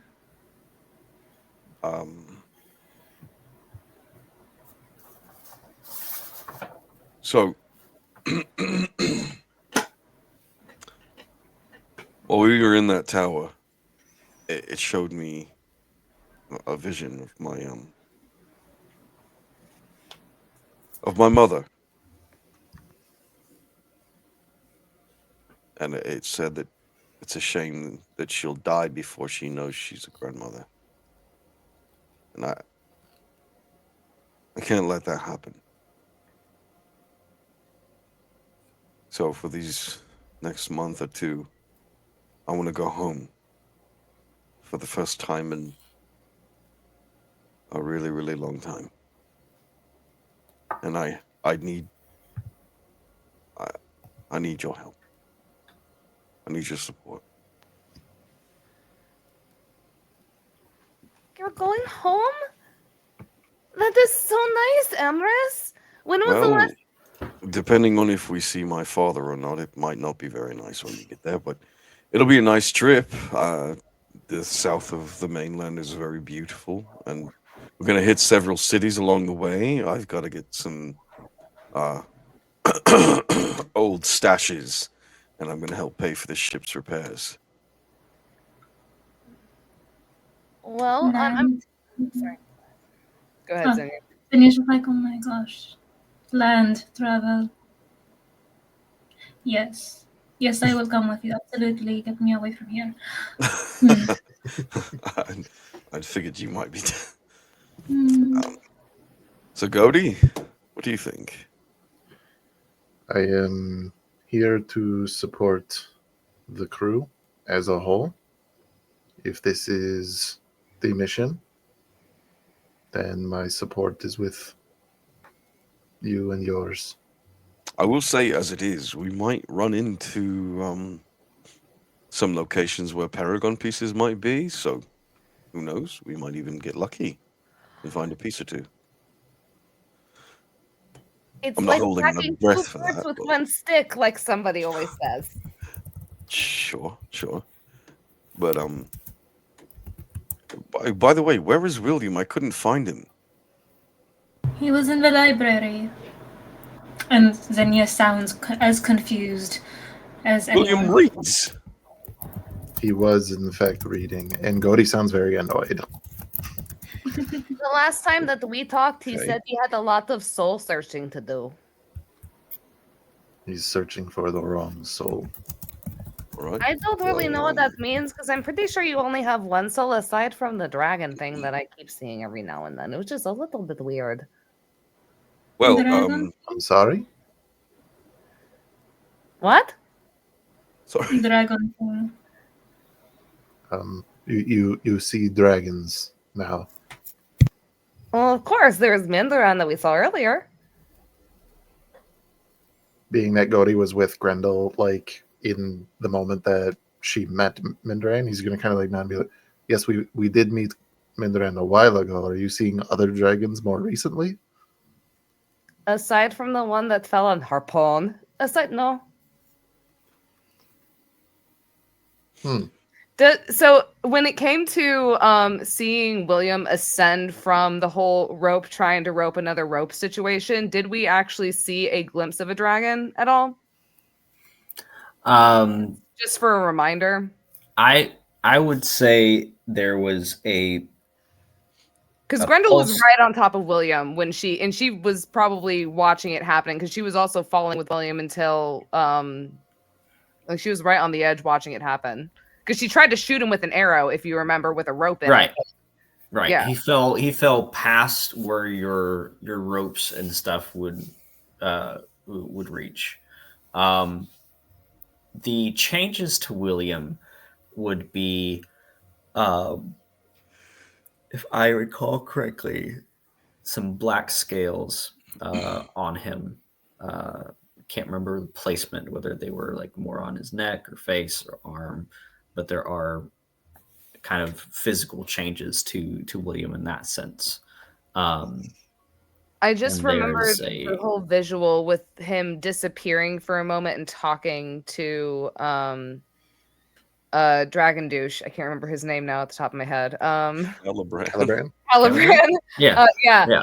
With So Caliban and everything, and making his you final also feel, like, yeah, you when he also saw the disappeared, I spectral thought there was like a spectral image of a dragon. yeah, he's a And dragonborn. So yeah, yes. but the thing is, for Grendel, it doesn't make much of a difference. Did Grendel see Yeah. like a spectral of him in a dragonborn sort of form? Yes. Okay, so yeah, that is what Grendel was mentioning. I just wanted to confirm that because Gotcha. I didn't know if it was like visual for like people to see or if Grendel actually witnessed it. The only thing she was just kind of saying is just like, well, like William has been like seemed to like have like has the whoosh dragon magic, but like I don't really understand what that means. Like you guys have always seem to be like hanging out with dragons. We have Mindaran, and then there's Harpon with that other dragon, and then there's William with this other whoosh dragon that seems to hug him whenever he seems to, almost kill himself by accident. Can I be honest? William's whole situation is the only dragon whoosh magic I'm concerned about at the moment. I All the don't other really know dragon what's whoosh going on magics. for William, aside from I know that he likes to set himself on fire and that he's died multiple times. Either way, we've drifted off topic. Quest to the south of Isilra. It's a small shit town, but it's where I'm from. Who is coming? Xenia, Grendel, and Usagodi? Aye. All right. And of course, Nina's coming as well. My son is coming. And hopefully William will say yes. If he does not say yes, then there'll be an extra slot for this. And he holds out a waystone. I know we only have so much time before the ship is repaired and we have to be back. So this is a way to ensure that we get back lickety split once we're done. What about the banana split? Come along, Grendel. Okay, Mr. Goldie, I'm coming. So I figure we set off tomorrow, go from Grand Soren and head south. Are you spending the night in Grand Soren, or are you heading out first thing in the morning from Port Karashi? Probably Port Karashi. I will say, if nobody has anything planned, Grendel would just like to stop by and just check on her parents in Grand Soren before she leaves out. We're gonna have to travel through Grand Soren, so anything you need to get done, I'm gonna do some things as I'm well. to go to Grand Soren. I can't be there physically. You physically can be there. I will disguise you, my friend. No, Dia is not playing when you guys go to Grand Soren because I have work next week. Oh. We'll just call in a bomb threat for you. It's fine. Yes, it's fine. Just play while you're working. This. We're going like now, aren't we? Or do you guys have other stuff you want to do in Port Karashi? I would say he will make some sort of effort to get with William tonight and sort of discuss with him why he's not coming. But he'll accept whatever reasons given and just say hope to see you soon. And we'll take off. But he will go home with Nina, and he trains his son in the morning after breakfast for 2 hours, and then he meets up with the rest of the group. If we're leaving this scene, can with the DM's permission, as I'm trying to be quick, could I invoke another roll out of Grendel real quick? Oh, absolutely, yeah. I'm not trying to push us out of this theme. As we're leaving, getting up to go, Cody's gonna kind of like look over at Grendel and just be like, "So you mentioned the dragon with Harpon." Yes. He seemed to also be a lady at one point. It was kind of weird, but he was a very pretty lady. Madame Dorset. Yes, her name was Madame Dorset, and apparently she was going to have a baby.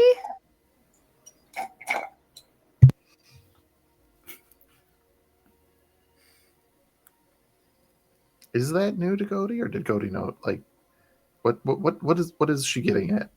You also have to pass it through the Grendel filter, which doesn't mean anything. Yeah. I'm putting this in toddler's terms. I'm sorry. Right.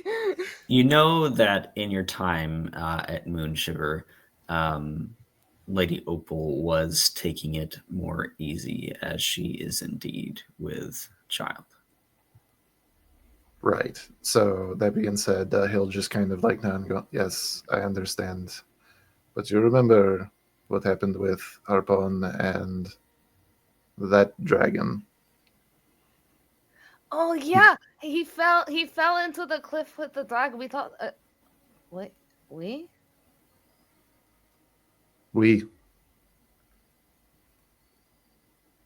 Because above the table in this moment, Godi fought to protect Grendel from the dragon's ice breath.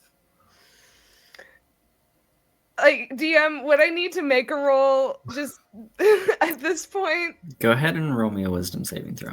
Okay. I get advantage because Grendel has a ring for that shit. First is a 18. Second is it was a double 18. So We love it. That'll be an 18 minus 2, I think. For Grendel. Hold on, it might be a minus 1 now. No, 18 minus 2 for a 16. You remember how cold it was. You remember looking up and seeing this massive silver dragon expelling a blizzard coming at you, and all you see is white until the blizzard clears and you see standing, shielding, protecting this tattooed Goliath that stands before you, and your memory of that with Godi in it returns.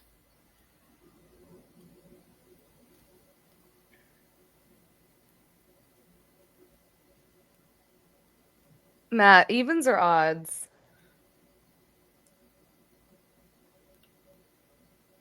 We're feeling a little odd tonight. Okay.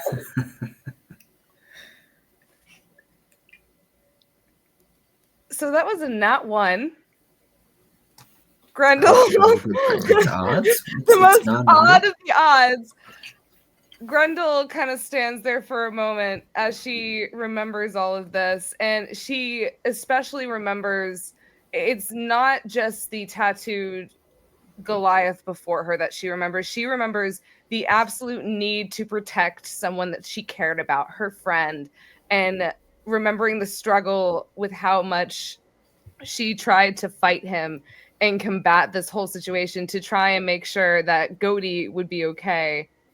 And she just looks at him again, her eyes welled up with tears, and she just immediately just hugs him around, like just a big Grendel hug, and like even like straightening out his back, and she just kind of goes. She sits there silent for a moment. There's like just very small, just whimpers and sobs. It's like it's almost like kind of confused, like confusion at the same time. Like she remembers, but at the same time she doesn't. But she remembers the feeling, and Grendel has always felt things very deeply, and it's like the memory is not all there intact, but the feeling is still very much something that is something her body remembers. And she just kind of pulls away and she goes, "Yes, Mr. Goldie.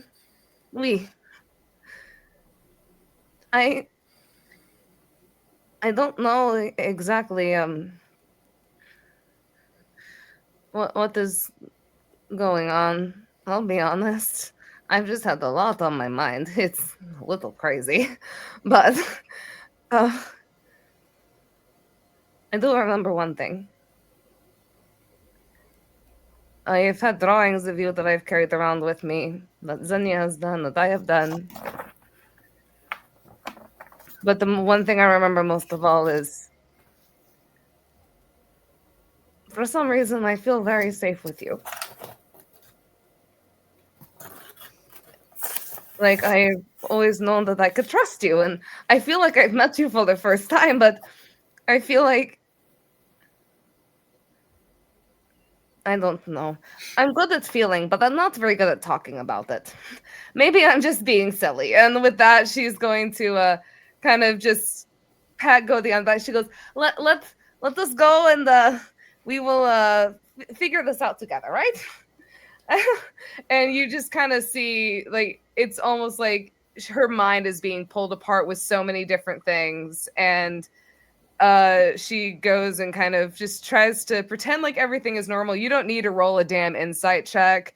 She always wears her heart on her sleeve, and she is confused, bothered, but at the same time she feels comfort, and it's just emotionally overwhelming. It is not being able to quite comprehend it in her mind, but still feel it is just something that it sucks, dude.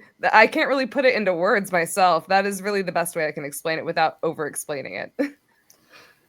Godu won't press the issue, kind of seeing everything that's going on. So as they're like getting up their things and getting ready to leave, the only thing that I'll do is he'll just like pause for a moment and just go, Grendel, I understand, and we don't need to talk now, but whenever you are ready.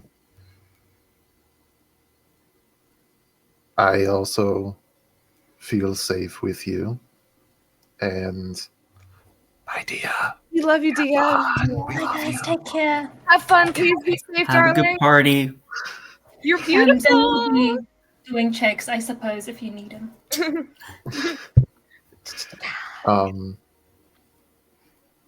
But I'm up top now. But he'll just kind of continue that, like, we don't need to talk now, but when you are ready. You often did come to me when things did not make sense, and I am still here for you. I can see that Xenia trusts you and William trusts you very much. I remember William mentioning your name before I met you. Goldie. He would always try to compare you to Emrys. I think Emrys might be a little bit jealous, if I'm going to be honest, but I do know that Xenia and William trust you, and I've known Xenia and William for a very long time. Millie's a little weird. I don't know if you've met Millie yet, but he's a little weird. But I trust Xenia and I trust William. But the weird thing is that even though I only just met you, I feel like, and it's almost feels like a dream. I feel like I have known you for just as long as I've known them. It's just bizarre to me, but Cody nods. like, I'm glad you feel safe with me. And you watch as she druid crafts this flower crown. She goes, "This is for you." And she puts the flower crown on Godie's head, and she goes, I'm very happy that you are part of the team. He nods, and in his head, as she was saying, like, I feel like I've known you as long as William or Xenia, he holds back from saying longer. But because he doesn't want to do that just yet.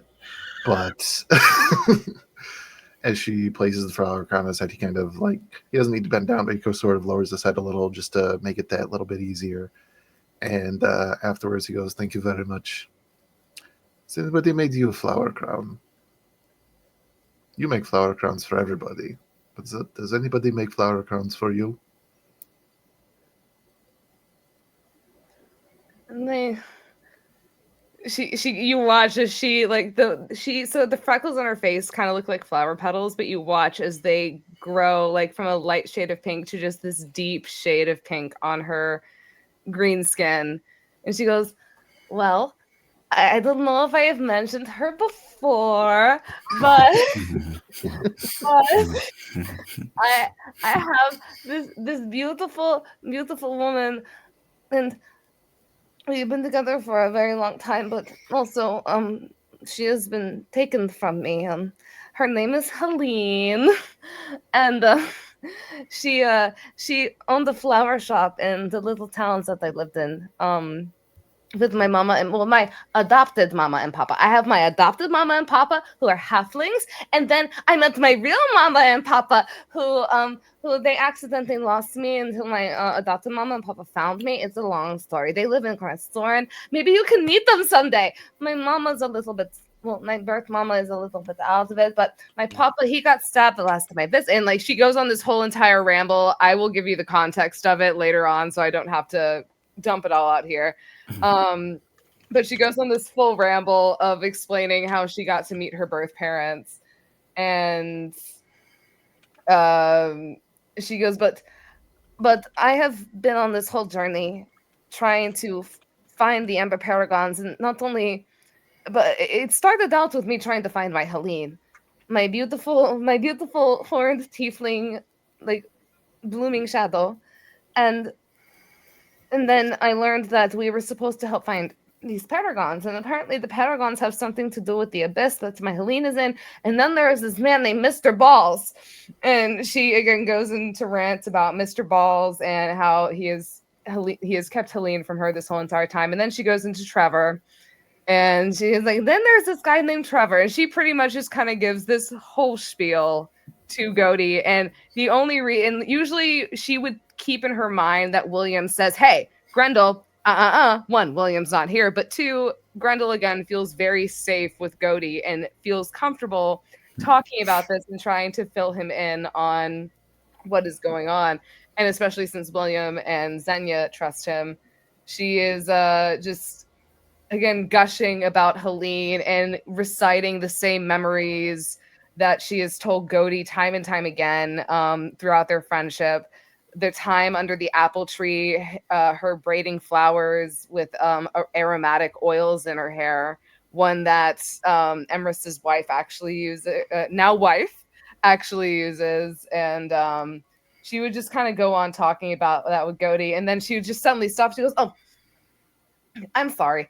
I am just rambling on. It's been a long day. I've been carrying a lot of heavy things. I think I'm going to go lay down. It was nice talking with you, Goldie. Thank you. It's almost like talking to an old friend. It is always nice talking to you, Grendel. And puts his hand out for her to shake. And hearing that, like, yes, people have made flower crowns for her and things like that. She's probably wearing a flower crown. If she takes She his currently hand, is, because she got one in the temple. She still has not identified it yet, so she's just wearing it. She has no fucking idea what it's doing. oh, cool. It We'll has unpack that later. wings and shit. But yeah, you see a handmade wooden flower crown made by Emrys, and then she. So there's the handmade. There it is. Well, okay, so for context, there's a handmade wooden crown like underneath this complex, more metallic flower crown. She kind of like she put the metal flower crown on top of the wooden one because she loves it for like an accent. And then the metal one with the butterfly wings that they got in the dungeon, she has no idea what it does. She just put it on. It was a flower crown. It was pretty. Cursed item. Who the fuck cares? I guess. We have no clue. I do. But you see the wooden flower crown that Emrys made, and then but she will take the time to mention, she's like, Emrys made this one, and then Emrys also found this one that I put on top of the one that he made, and then it's like a combination flower crown. Digivolve too. Grendelmon. Anyway, but yeah, she's just stacking flower crowns like wedding bands, I guess, at this point. I don't know. Well, as to not add to the growing tower upon the top of her head, as she like takes his hand to shake it before they leave, when she pulls it back, not a flower crown, but a flower bracelet made out of frosty blue flowers, which, memory or not, that's not something Godey used to be able to do. Digivolve to War Metal Grendelmon.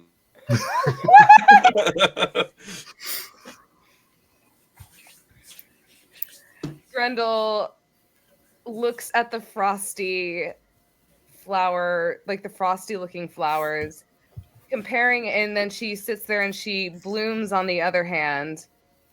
and on the other wrist, druid crafting pretty pink and purple petals and bluebells on her other hand. And like there's almost flower petals like kind of fountaining out from her fingertips at this point. And she kind of looks at these petals. With her seeing this kind of flower, would she also be able to craft it with Druidcraft, Chris, if that would be possible, or would that take some time? Yeah, I mean, all right, well, she will try to replicate the frosty flowers that Godi made in the opposite hand. And she's just kind of like, it reminds me of spring and winter. Because you always sit there and you look at how, like, winter is always harsh and it's cold. And sometimes it feels like it lasts forever because nighttime seems to be like 20 hours and then daytime seems to only be like 4 hours, and it just seems so harsh and cruel, and ice just encases everything. And then like you kind of watch as she's explaining winter, more petals from her fingertips just kind of bowed out.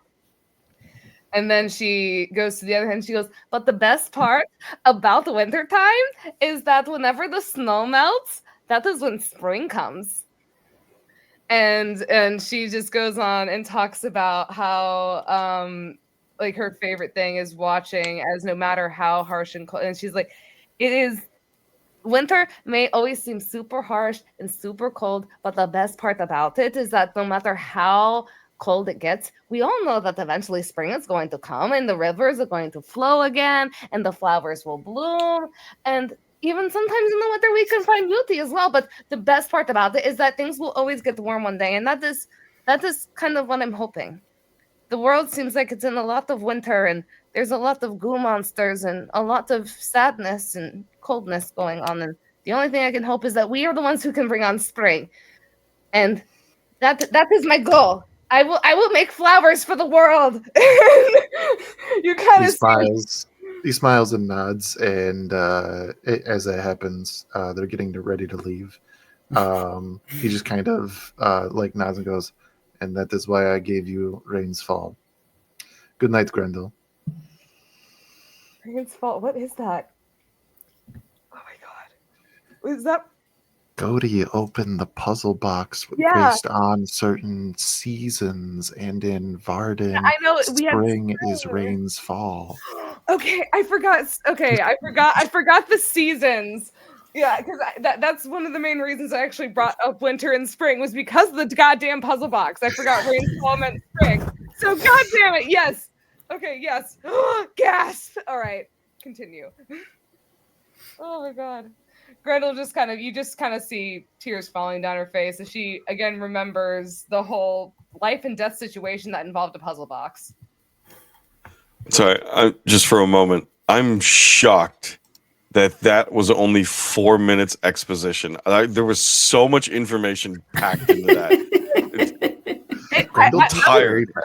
I was really worried that I was rambling too much because, like, it's just there's a lot to catch up with Godi. So much. We just need like our own session that's just Godi and Grendel going to girl Catching dinner up. and Yeah. just talking. We're gonna go to brunch. As the night progresses and the party gains their rest, that's where we're going to go to break, and we'll be right back for our travel into Grand Soren and what comes next on Tales of Vardin and To Be Diced.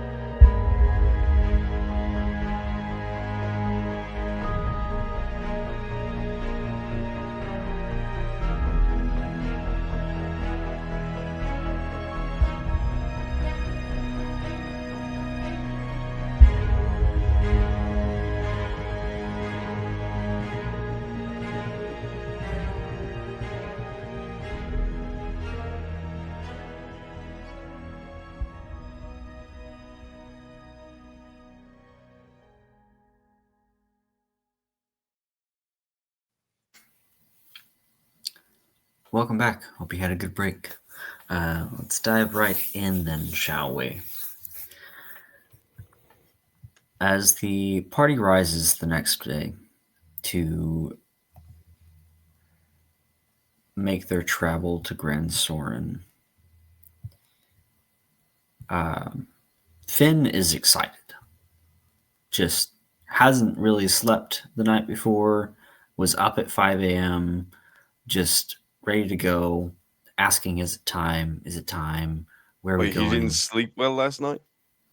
He didn't sleep much. He stayed awake. Oh.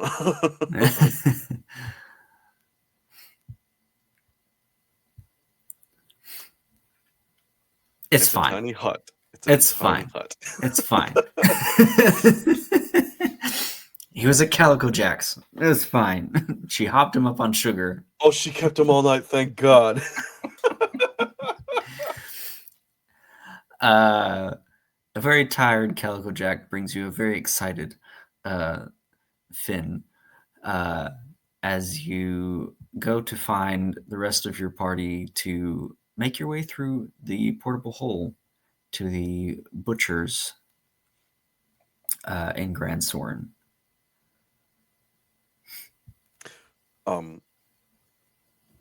As we head through the portable hole, Emerson is going to turn to the group. We should probably buy some meat so we don't look suspicious leaving the shop, and we'll have it for the trip.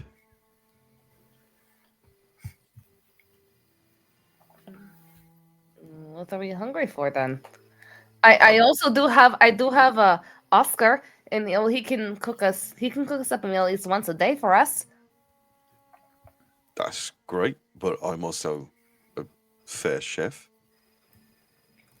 and I feel like it'd be nice to make you guys some meals along the way. Well, if you insist on cooking for us, Emrys, then whatever you feel is your specialty. What kind of meat do you usually enjoy cooking? Duck, beef, whatever you like. Fish, a lot of fish. What do you like to eat, Mr. Goldie?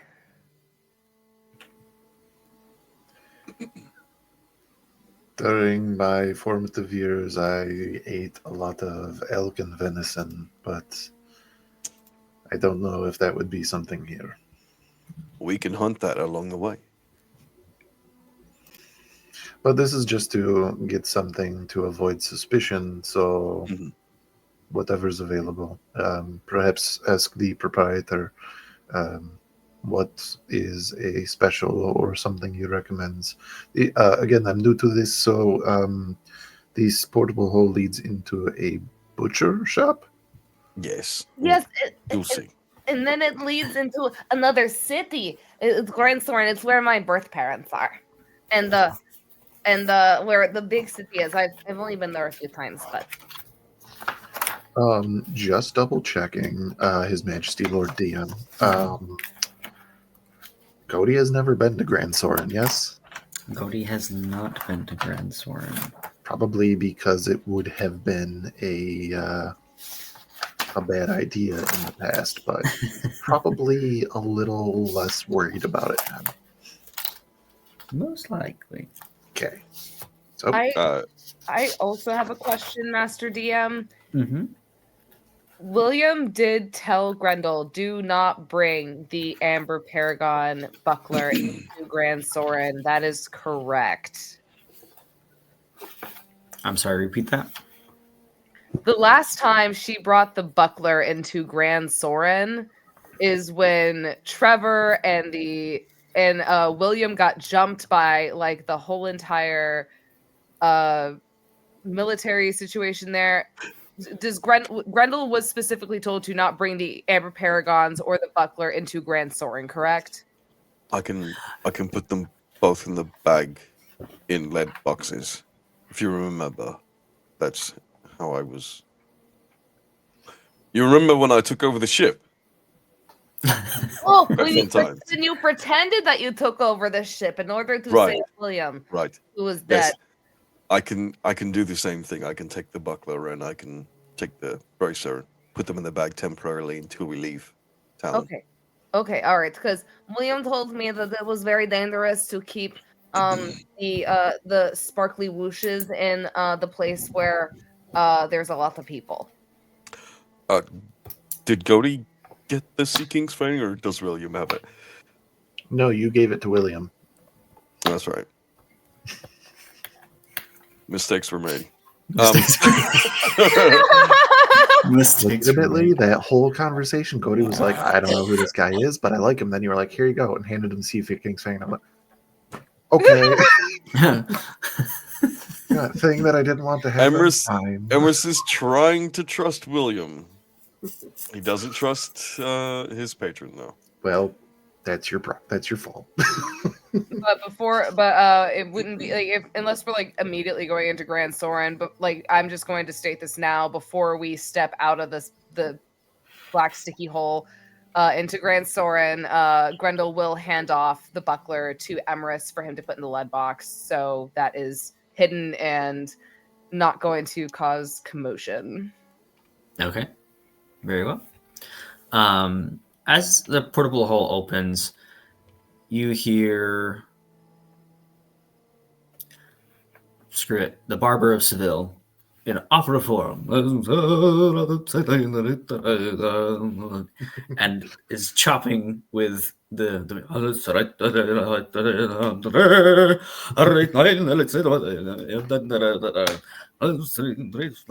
and just perfect, beautiful intonation on every word.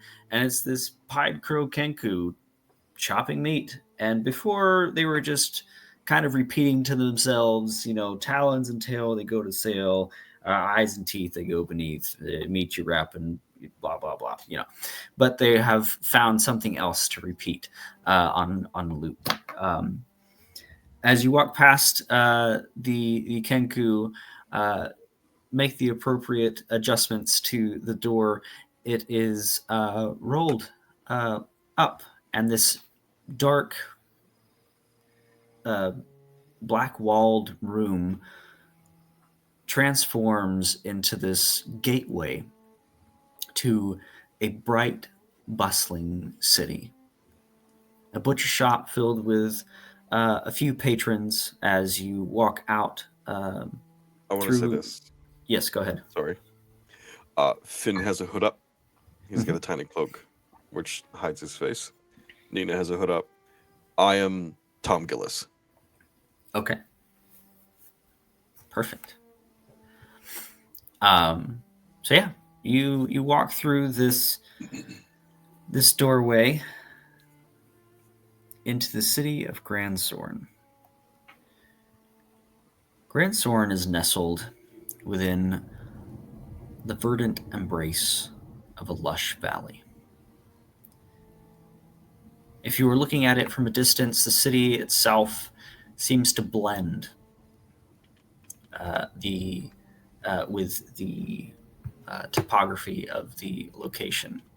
And it would seem from afar that the city is a place where magic and everyday life coexist harmoniously. As you step out onto the street, I drop 1 platinum on the counter in exchange for 1 month worth of fine meats. Perfect. And what are you looking for? Anything in particular? Just 1 month's worth of rations in meat form. Right. Okay. The Chimera special. Meat. Meat. Get 3 different kinds of meats. All different stuff. All different tastes. Chicken. We have the meats. Chicken, venison, probably beef. The Chimera special is so fresh you can hear it say Edward. Chicken, venison, pork, or probably a little of each. Whatever. smorgasbord. Yeah, any combination you wish for that price. But yeah, this city is built in such a way that it has 4 concentric rings, 4 just different districts. What you are in is the outer ring currently. This district is the heart of trade and commerce.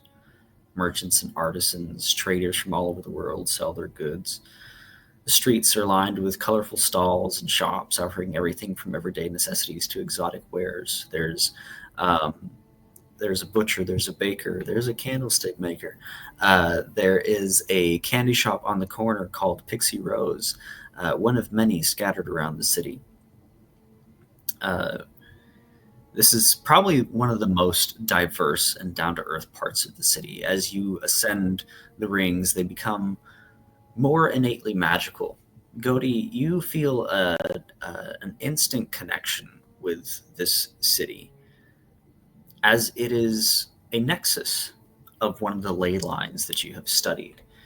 You can almost feel the pulse of the city as you step out onto the street. Each step that you take, a light hum, a soft vibration underneath your foot.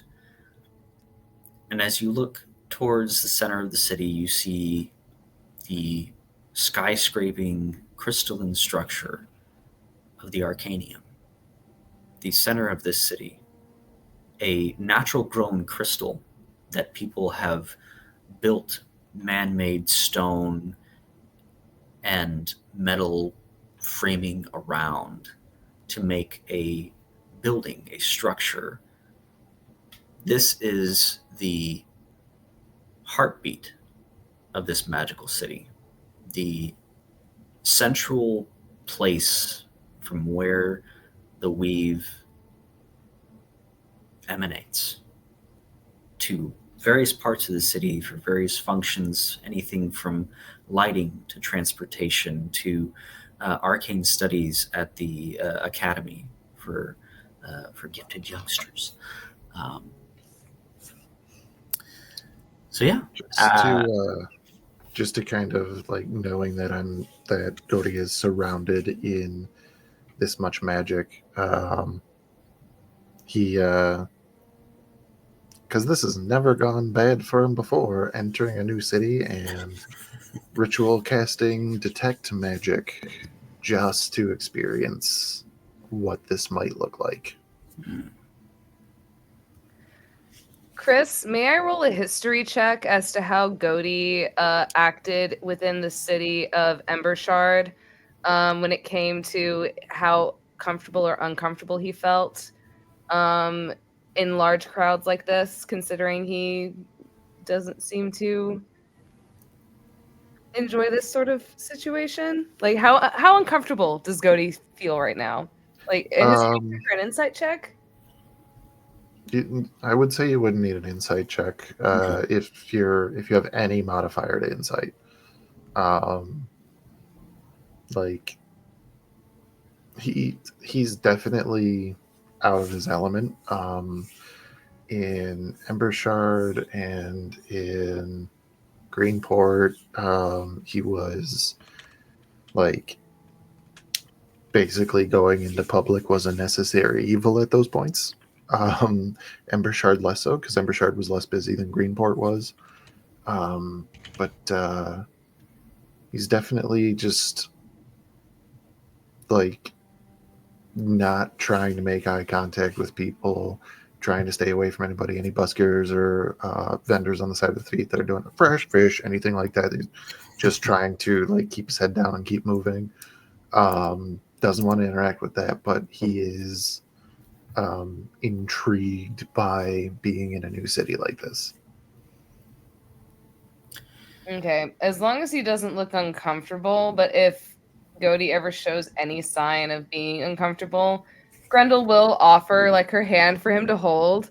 And she's like, I know like it can be really uncomfortable being very big and like kind of like a city with a lot of people, but I kind of know a little bit around this place. Not a lot, but I'm trying to navigate my best way. But I've also learned that people tend to get out of my way like pretty quickly. So if you want to hold my hand, so you can just take in the sights and not have to deal with the crowds, then you're welcome to do so. And yeah. We My kind of dear like green friend, are we going to see your parents, or Oh, if it's all right, I would like to stop by and see my parents. please? I would like to see them as well. That would be very nice. I know the last time that you kind of ran into them, there was kind of a chaotic situation going on, and um, oh yeah, yeah. I would like to check on them. Where would we be? Like, are we just now entering the outer ring of? Yeah, so they would be into the second ring, Okay. which you can get to fairly quickly. To answer Godey's detect magic, within the 30 feet of you with the detect magic spell, divination seems to course around your feet, around the people around you. Everyone seems to have a soft glow of divination, except like for Xenia, if I recall correctly. Xenia should be protected from divination magic. Whoever has that amulet, I know that has been passed around a bit, but Yeah, I think Xenia still has that one. Godey gave it back before he left for Moonshiver Glyphs. So Xenia would have it. So then with that, like just kind of like looking around, this is not what he really expected, but Godey is having the thought that is it coming from anywhere? We back, baby. Godey tinfoil hat. Because I know. Oh God. Ooh.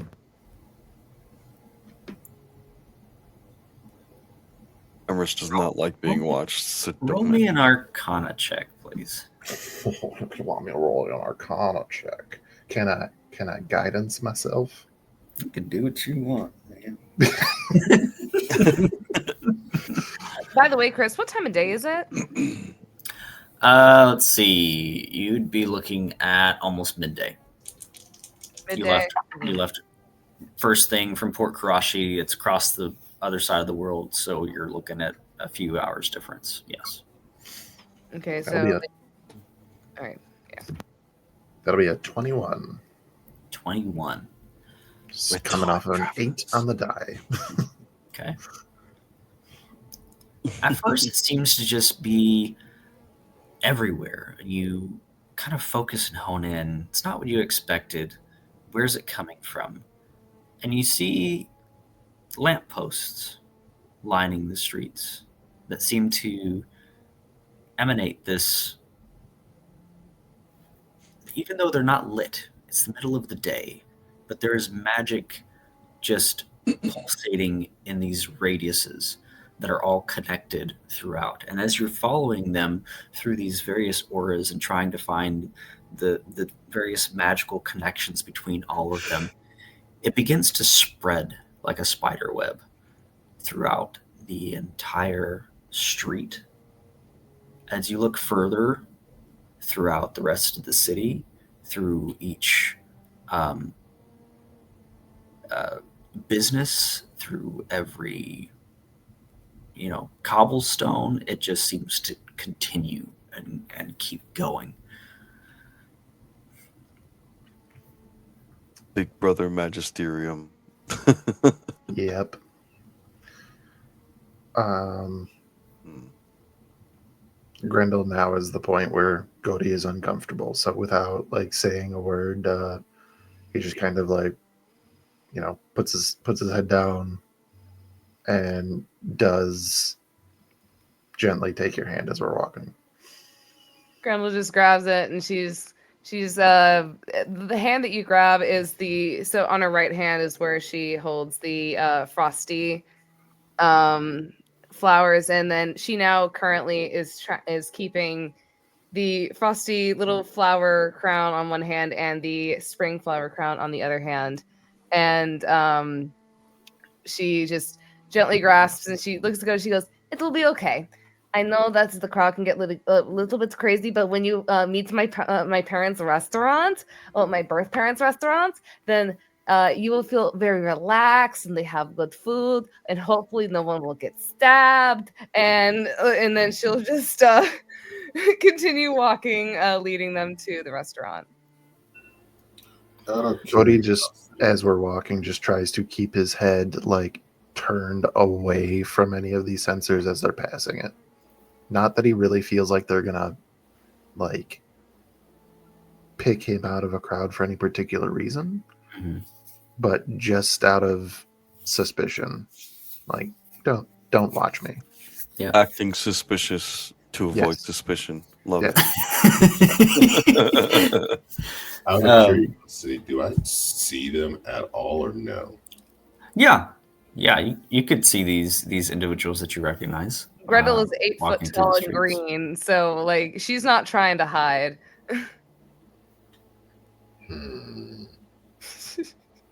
God damn it, Millie. Millie will. How many times can I use this? Oh, at will. Tight. So, draping the cloak over his head, he is going to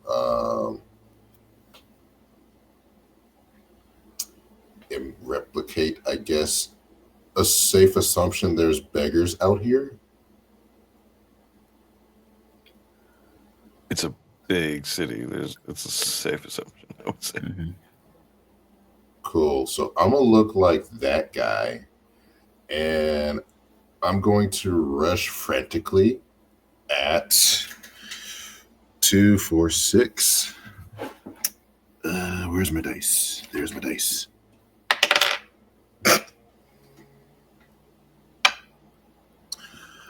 Fuck. I don't know him, so yeah. Okay. Grindel, you've won the lucky lottery roll. You see a frantically, whatever description Chris gives me, of a beggar, and he is like grasping your hands. Please, madam, I haven't eaten in days. I'm starving. Could you spare anything for Okay. a soul? I'm gonna need you to make a athletics roll or an acrobatics roll. That is perfectly fine. However, I'm going to need you to roll me a wisdom saving throw. Okay, I haven't on that. That's Deception roll as well, there, sir. Okay. All right, so a natural. So the first was a natural 20. Second was no, because you rolled a 1. no, the second was a 17 because you told me to roll with so yeah, natural 20 with advantage. He's forcing you to roll a 1. Oh God damn it! Okay. Yep. So 17. Your deception roll. My deception is what is my thing? A 28. Fuck you. I'm a liar. What do you expect? Go away. So Millie, I do have to ask, even with like me forcing me to roll a 1, what exactly are you doing? Like, are you like? I can't. You don't know. You just know that he is not grabbing your hand roughly. He is just gingerly grabbing it, begging for food. Well, the reason I asked you to roll like a strength roll is because I was gonna pick you up like a sack of potatoes. Yeah. For the strength, I got a. Are you grappling me? By chance? I'm picking you up like a sack of potatoes because I think you're. I think you're in trouble. Cool. So I'm going to. That will be a 18. Acrobatics. 18 plus 8 for 18, 19, 20, 21, 22, 23, 24, 25. So we're 26 for athletics. So let's see. 17, 18, 19, 20, 21, 22, 23, 24, 25. Seeing this person rapidly approach, Grendel, go ahead and roll a d4 for guidance since this is an ability check. Let's go! Do I want to waste that? That will be a 2 plus 2 for a 28. Yeah, for a 28. Yeah. So you I'm not going to re-roll that. So you pick him up. Literally, she goes, "What is wrong? Are you okay? What do you And need? just- Are you hungry? Here, come with me. I will make sure you are fed." And she is going to like tuck you under. Like stray cat. Grendel, your charity might be considered kidnapping. I just want you to be aware. I just needed food. Okay, so Just anything in pockets. well, I don't have really anything in our pockets right now, but if you don't mind coming with us, then I can cook you a nice meal once we have our time when we're not trying to rush off to a place right now. Godi is watching this individual like a hawk because big city, random person coming running up out of nowhere. Pickpockets are a thing. It's You too, are- it's too bad, really. You want our friend. I owed him some money. Yeah, it's too bad. You're too kind, madam, but I simply can't take your what's the word? Your kind hospitality, but I only Okay, ask all for right, something all right. that you spare. All right, hold on. And Grendel is going to then just put him down. She goes, "No, I need you to stay right here." And she's going to like literally hold him by one hand as she takes out the little box with Oscar in it. She's going to take out some of the wood shavings that she had shaved off of her bedpost that has now been like pretty much shaved down to almost nothing, feeding Oscar. And she is going to be like, "Oscar, I would like for you to make a big bowl of soup in a to-go gourd, please, if you do not mind." I Out of can curiosity, definitely do that. Imris and Godi, how actively are you looking at Grendel? Intently. Watching you like a My hawk. Please roll me Hawks look at perception. Don't things trust like Godi random looks at people. right If you don't mind, please roll perception for me. Oh, you bet your And ass. and go Imris, roll me a history check, if you don't mind also. Sure. 16 perception. Okay. And 11 on I am history. going to use one charge of my Cosmic Omen to add a d6 of this. Yeah. What? Uh-huh. So that's a Mhm. 15. Mm-hmm. 15 plus or 15 total. 15 total. What was your history, Imris? 11. Unless Okay, I have so- some source of advantage that I'm not aware of. Neither of you two could see anything. However, Imris, you remember that there was a ebony type avian species on his shoulder and fluttered away.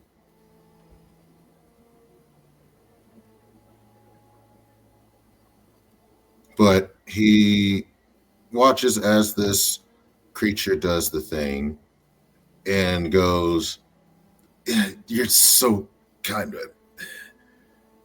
There's nothing that I can offer other than this. Look after those to the left and right of you and always take care of them and cherish. And remember that no matter what you do in life, you always have a choice to Can I decide see the your raven fate." flying about? And then he goes away. What? Can I see the raven flying about? What was handed to him? It's a possibility. You just saw a bird. With an 11, it could have been, I don't know, If he African sees pigeon. the bird, he'd pull a dagger and go, "These damn birds are a nuisance, aren't they? Really, just best to kill them at once." And he'll go to throw it and just wants to see what you do. Are you targeting the bird itself? Oh, yeah. You see it disappear before impact. Thought that might be you. And he tripped you. Grendel's trying to hand the gourd of soup over to this like homeless man that she's just trying to help, and she just watched Emrys like trip him. She turns and goes, "Emrys, that is not very nice. I know that." It's Millie. She goes to pick him up by the back. She goes to pick this motherfucker up by the back of the collar. Listen, shh, keep Millie? your voices down. Millie, is that you? Why are we Yes, keeping our it is voices I. down? Are you doing? I don't know why we're whispering. I'm just whispering because they're whispering. We do not need to be in the streets talking about this. Follow me. And then I Millie thought we will were just then talking about soup. Millie will then, while you're holding his hood, in a way shrink, and then you see a raven fly out and into an alley. Where did Millie go? Millie, hello. Does she still have like the jacket in her hand? Yeah, you still have his cloak, like the Yeah, hood. she is shaking and looking into the cloak, trying to find Millie at this point. I think we're supposed to go this way. Let's Oh, and she's gonna nicely fold it up and then tuck it away and under her arm and go to follow Emrys. Xenia was right. This Millie is an interesting one. Millie It's a just pain in kind the of ass. does Millie things. I don't really understand. He does whoosh magic and he has like birds, but that's all I know. So we follow. To be fair, Emrys doesn't know any other name for Millie.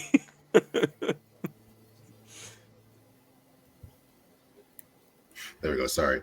You follow and you see not one, not two, but DM, can I roll a d12? Mm-hmm. What? I can be so cool about this now. You see 7 ravens in the alley. Birdies. You brought us And in an alley to witness a murder. Right with Crow puns! Raven puns! Oh my god! High five! I missed playing with you, Matt. Oh my god! That was so that was so well executed. Once, Oh my lord! once you all enter, Oh my Millie, one of the ravens on the ground will return back to his original form, and you see Millie adorned in his beautiful Western style with a lovely new adornment of raven feathers as a cowl on his shoulder, and he says, "Oh well, I'll be. Howdy."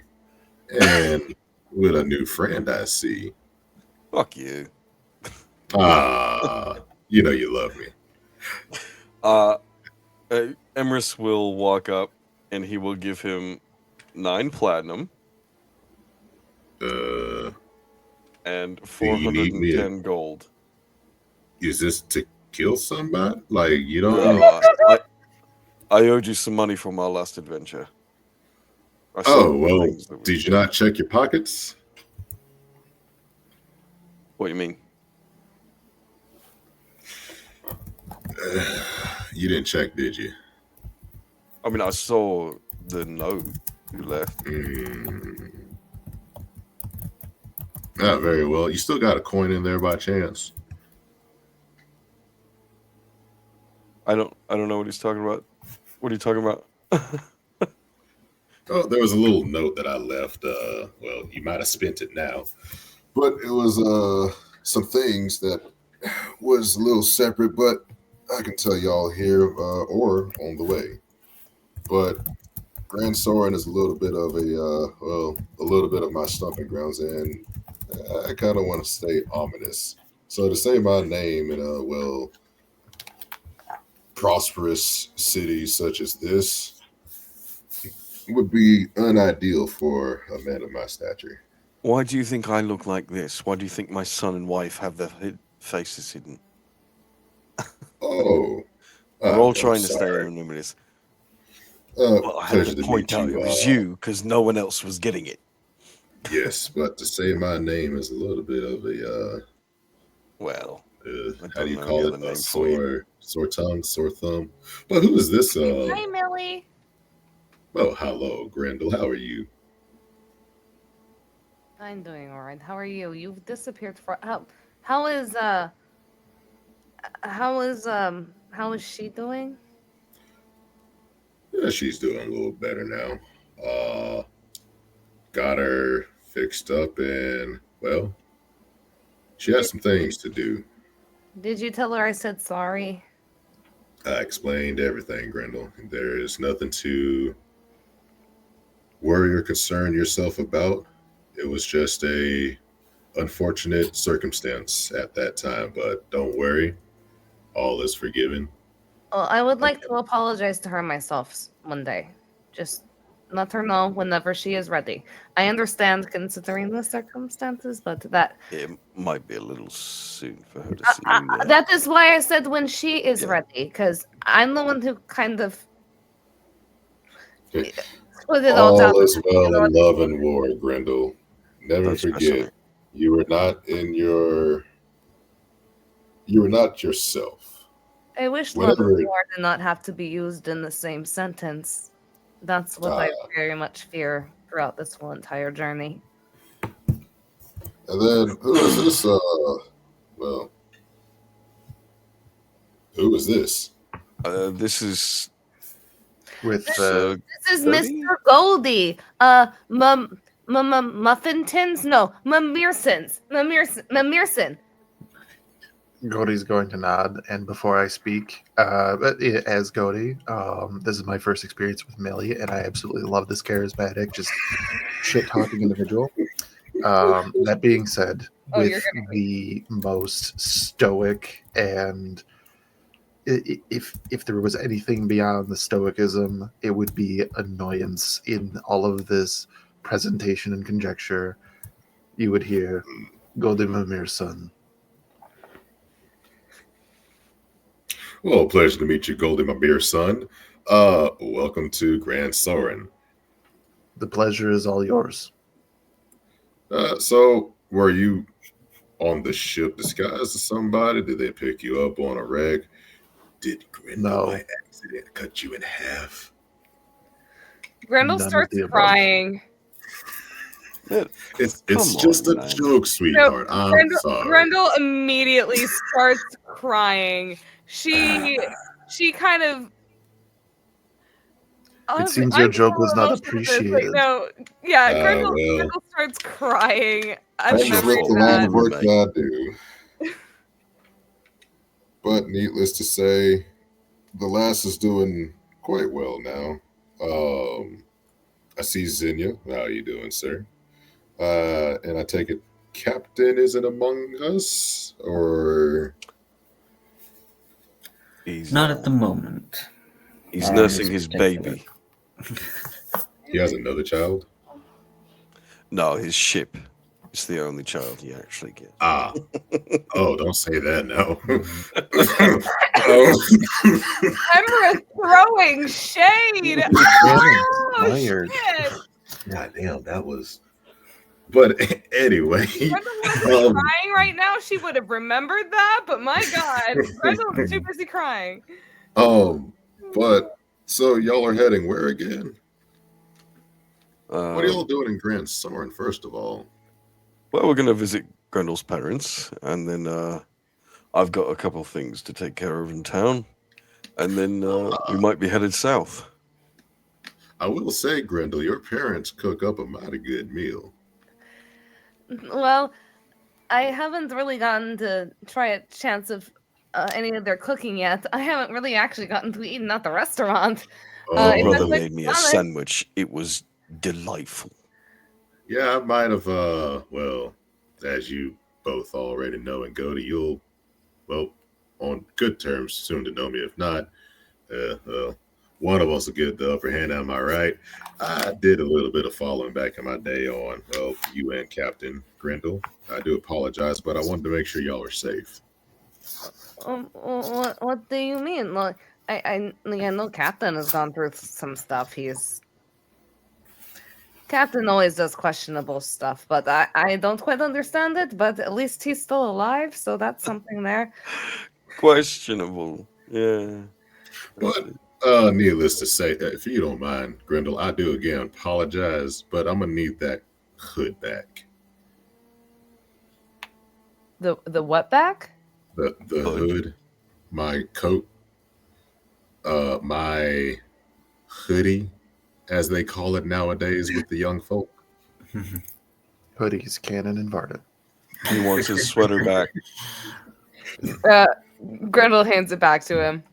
It is nicely. It is nicely folded. I appreciate it, Grendel. And then Millie will put it on, and he will return back to looking like the uh, ex crewmate that is no longer with us, Okay. and lead the way. So we're going to. Uh, Violetta?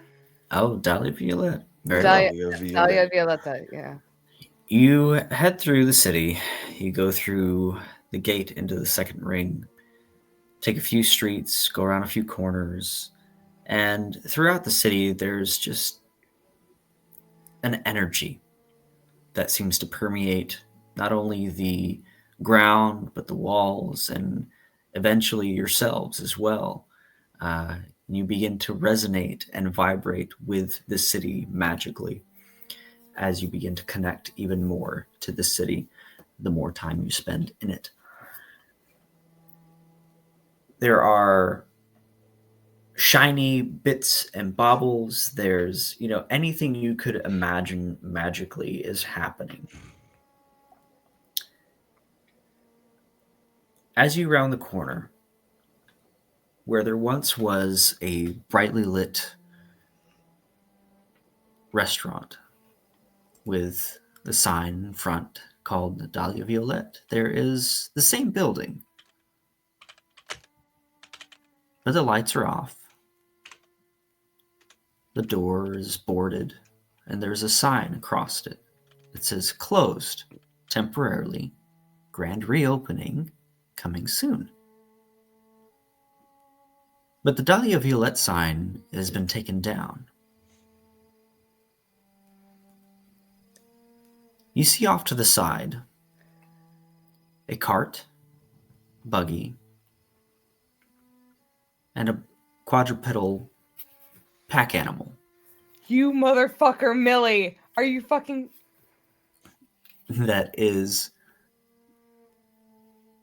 being loaded up with luggage, a few bits of furniture, and an old rocking chair. Sitting in front is your mother, and your brother is tying down a few of the last things, and your father is closing the door behind him as they move around.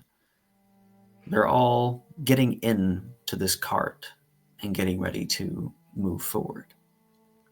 As your father turns and sees you, tall amongst the crowd, and he's excited to see you. He waves you over. Dahlia, I was actually going to contact you in a few days, but you're here now, so hello.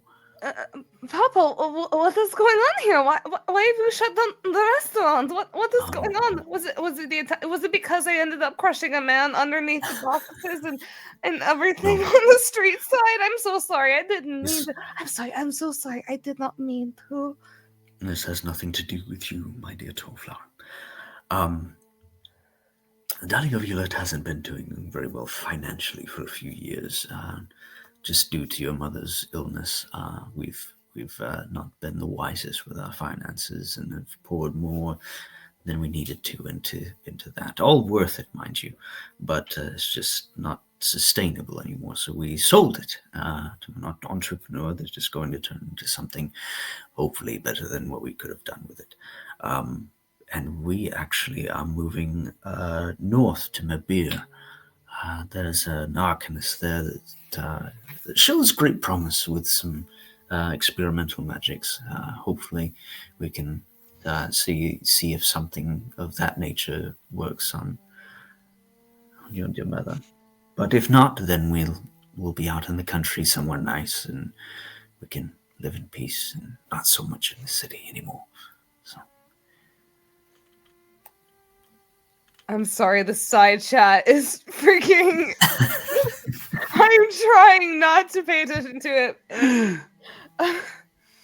Grendel just watches as, like, she kind of The one thing is, especially upon mentioning her mother, she just looks at him and she goes, "Has Mama changed at all? Or is she still the same as she was when I first came here? Is she around here? I would like to see her at least before you guys go off somewhere. I'm probably going to be traveling for a little bit, and I don't know when the last time I would have the opportunity to see you guys. So, She is sitting in the front of the cart, and there doesn't seem to be any change, and that's what Gourmand tells you. There hasn't been any change since you were here last. We're hoping some fresh air will help. may I go see her? Well, yes, of course. If allowed, Cody would go with Grendel. Of course, yeah. If Godi is like close behind Grendel, she will take a moment. She goes, "Oh, Mr. Goldie, this is my birth papa. This is Papa. This is Mr. Goldie. He has just joined our crew, and he is very quickly become a very well trusted member of the crew and the family." It is at this point that I'll remind the audience that Godey's face and appearance is most akin to that of the Night King of Game of Thrones. Very trusted member of the crew. I would love to ask this question. Do you? Mm-hmm. Is this the place? Is this the place for what? That I purchased, or no? No. This Oh, is okay. I totally like my brain was like, "Is this the place that Millie?" That would have been. I'm sorry, that was Been way so too good. coincidence, and like that's Isn't that where hilarious? I put on my own tinfoil. Had I been a hat better there. DM, that probably would have gone better. I put on my own tinfoil hat there for a second, Chris. I do apologize. How you just kind of stacked things up. No, that is where my listen, brain went. yeah. So I was like, "This motherfucking Millie, what the fuck have you been doing?" If the goal was to sow doubt in Millie, then that should have been a moment where it was like, is this the place that I bought? And you were just like, it is now. It is now. That's Hell yeah. Oh my god. No, I'm sorry. I like that is like legit what my brain went to. It's just like, is this the place that Millie bought this motherfucker? And Grendel will introduce Godi to her papa, and what was his name again? Ironborn is his last name, or is it Ironbreaker. Ironbreaker? Yeah. I What was his first That's name? it. What was his first name again? Gourmand. Gourmand. Gourmand Ironbreaker. So the person who is good at cooking that also breaks iron. The nomenclature. And her mother, Iris. Mhm. Correct? Yeah. And so with that, if Godi is wanting to chat with Papa, he is welcome to do so, but Grendel is going to walk over to Iris and Sorry, Mr. Godi, just for a moment. Absolutely. And Gourmand. he would stay with Emrys for this, yeah. What again were the circumstances, the exact circumstances surrounding your wife's current condition? Many of the Godi doctors here is talked fairly to, adept with magic as well. many of the people we've talked to, arcanists, doctors, things like that, have said it's a form of madness. They haven't given me any sort of specifics in that regards. But Sorry, that's less of what I was asking was what it is, and more how it came to be. What do you remember?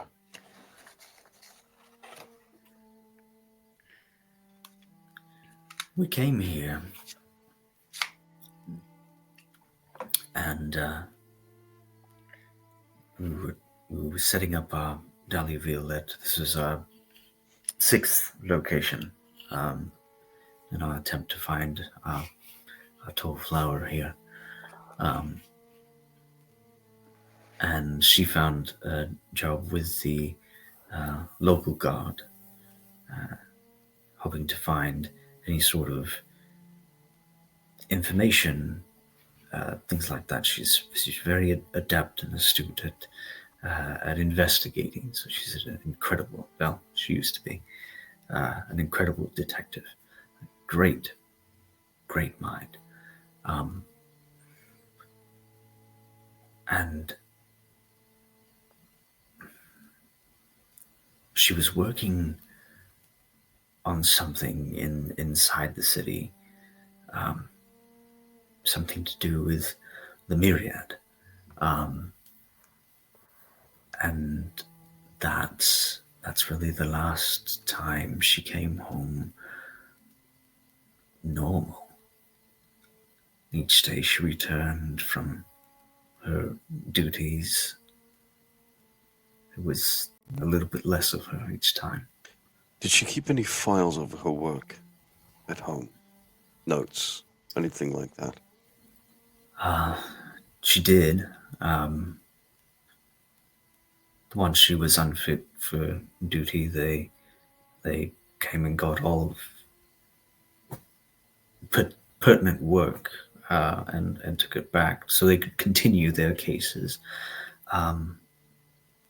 Right. That's why they He did goes to the cart and digs through a box for a moment and goes, they took most everything. I think she kept this file and they just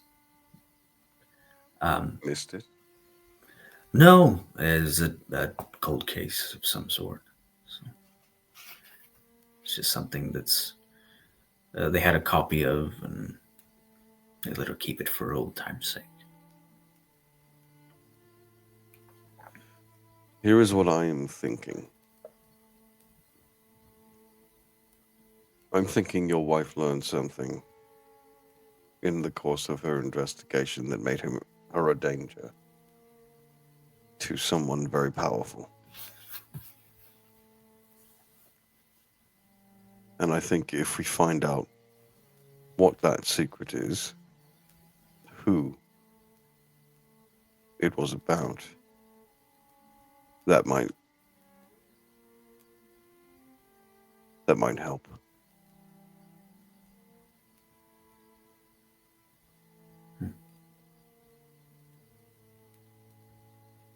So you said this was the 6th location, but it happened here. Yes, she'd find work wherever we went, but this was really where her mind excelled. Then your moving away is kind of an opportunity. When we come back, I'll spend some time here. And I'll search around for those files. I'll see for myself what she was working on and who she was investigating. You If I think find anything out, I'll let you know.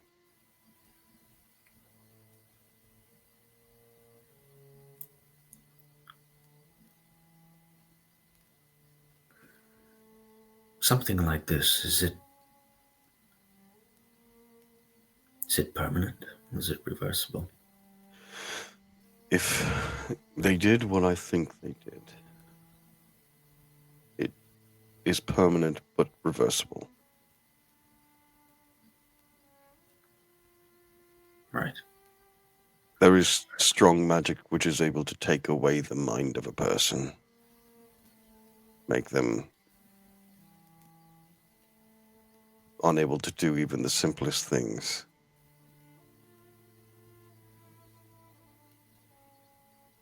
I've only read about it, but it's dangerous. We believe that the source of this affliction is magical in nature. she pissed off who I'm thinking she pissed off,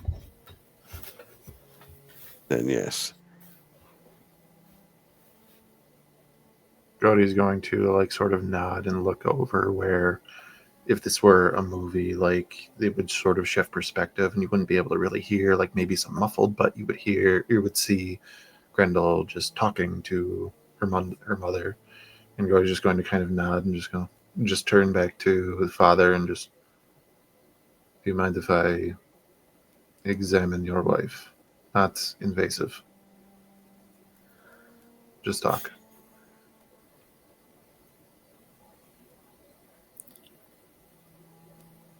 Yes.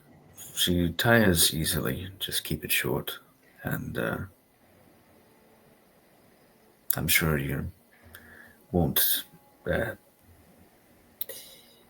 We've tried everything, but you're welcome to try one more. Question, DM, before Godi goes and visits Grendel's mother as Grendel is talking to her, what has Grendel's mother done, or Grendel's father, probably, or brother, have done with the emerald-looking lotus blossom that she got from the spring box that she gave to her mother? They don't have it. As you're talking with your mother, that's the thing that she has in her hand. Both her hands are in her lap,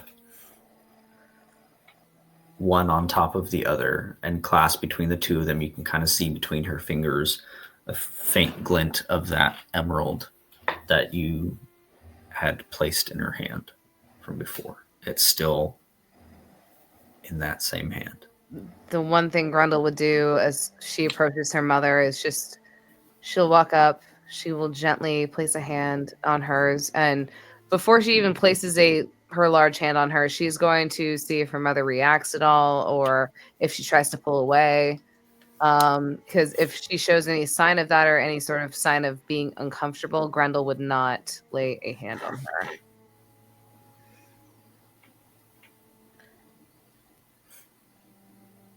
Does she show any sign of being uncomfortable, or can Grendel just... No, there's no sign of her being uncomfortable. Grendel just gently lays her large hand on top of her mother's hands, and even if she's just staring off into the void, she sits there and she goes, "All I know when it comes to this gem is that spring will always come when things seem hard and cold. And I hope you at least can somehow remember that when you hold this in your hands.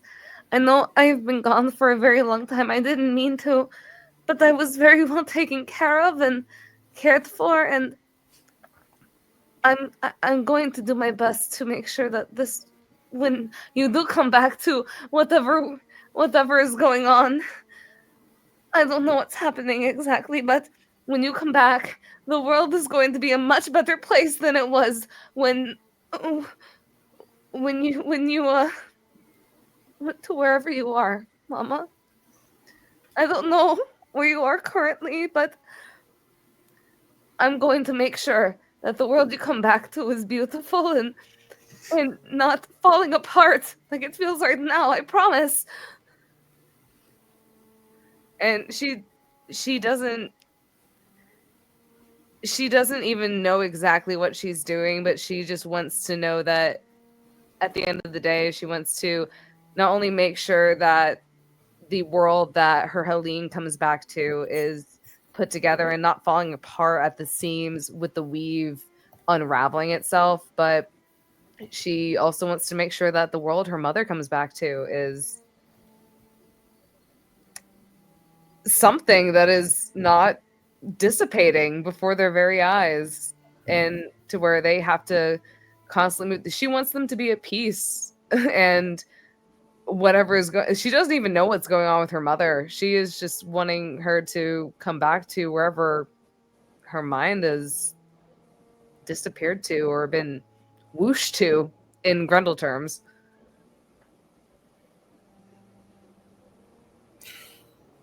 Out of curiosity, I listened to Imris, Goldie, and Grendel to her father on the situation that is currently happening. Yes?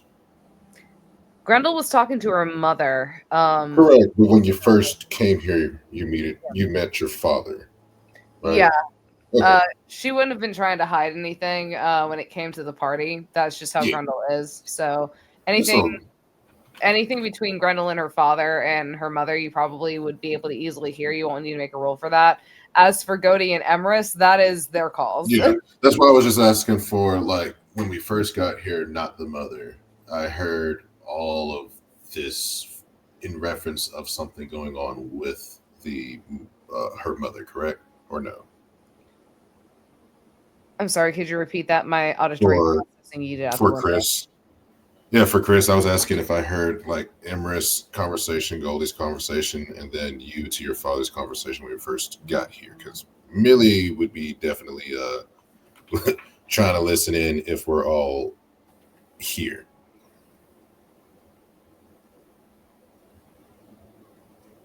Chris, or if y'all want to answer it, sure. Chris is muted. I don't even know what the question was. Run that by If me. I just heard y'all's conversation. Oh yeah, absolutely. While they're all doing that, pulling out my deck of oracles, casting divination to see what the future of her mother's going to look like. Asking the Queen of Shadows.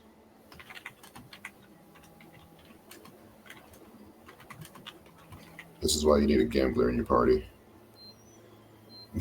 I am a bit horrified as to what Millie is doing. Millie is both a trusted and a not trusted ally.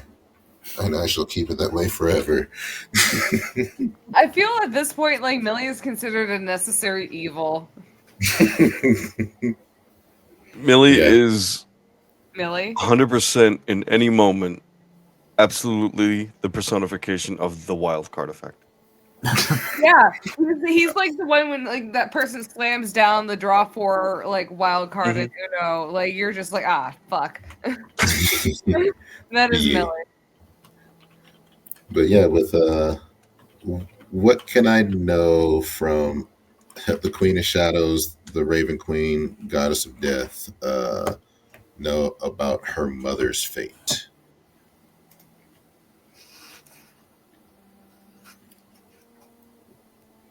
I'm trying to see if there is a temporary reversal or if it is destined to be. What you would get is that just like everyone else, her days are numbered. However,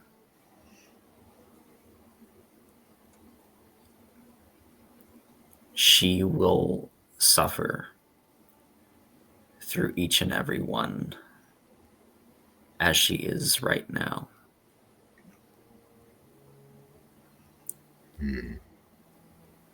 And her being a half-elf, it will be a very long time. Okay. Millie is just going to Millie and stand there playing with his cards.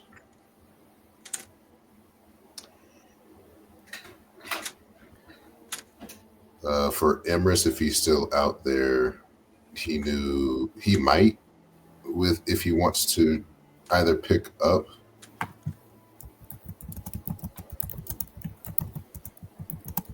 essentially a insight to see if you might know what Millie was doing with, because you only know Millie to bring out cards for two things: to kill something or to see the future. Very well. Emrys is doing his own thing. He's thinking his own thoughts right now. Grendel is still trying to just talk to her mom. Godi would observe as much of the conversation as he could from when he entered. And just kind of, like wait and observe. Wouldn't say anything. Not wanting to interrupt Grendel's conversation with her, but if I might, could I make a roll to try to determine what the affliction is or its source, be it disease or magical or what have you? Go ahead. What type of roll would you like me to make? Others have tried. The walking magic. Others are Very not well. Godi. You're trying to assess the affliction. I would say medicine. Before we go to the medicine roll, just in case, because this might change things, does anything on her pop up with detect magic, which is concentration that lasts for a very long portion of time? Oh, 10 you minutes. fuck. Let's see. I hope it's not on. Please tell me it's off forever. Oh no, but Godi discovered divination magic in the city, and he actually used it to make sure that your private conversation was still private, so he would have ritual casted again to keep it going. Oh, well, I'll DM you what you picked up on your divination for me, because Millie ain't shagging. You definitely pick up first the emerald rose in her hand, which is the gift you gave Grendel from the box. And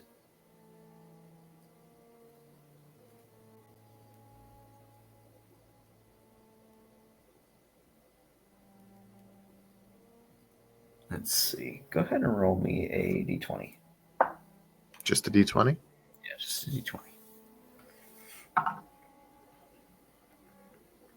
I start using the other dice. That's a 5. Okay. Before you pass, fail claim if kind of it's deal. pass or fail, Chris, Bardic Inspiration? Can I do augments to this roll, or is this just a d20 to determine vibes? Just a d20.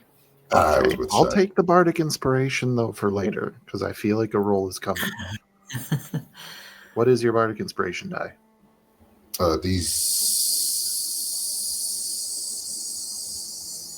Somebody's making steak. It's for me. There we go. It was a D6. Sorry, I had a read, and my brain, for whatever reason, shut off, and I started to think of sausage and fries. I apologize. I'm a little starving.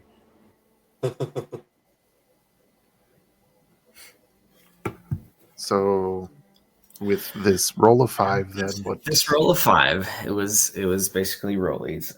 Yours against mine, and mine was worse, believe it or not. Good job.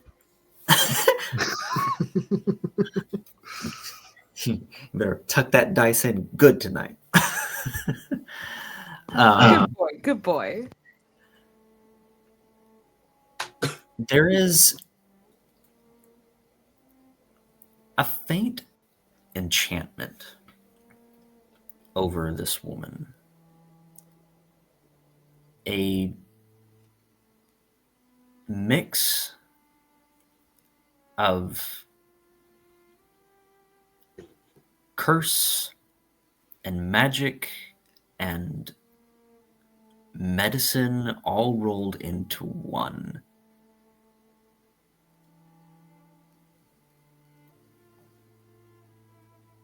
The closest thing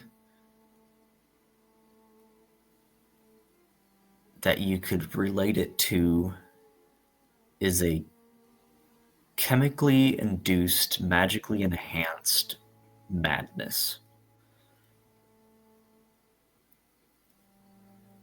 So Does it it- is both like something afflicting the body and also an enchantment. Mm-hmm. Do you say that out loud? Not yet.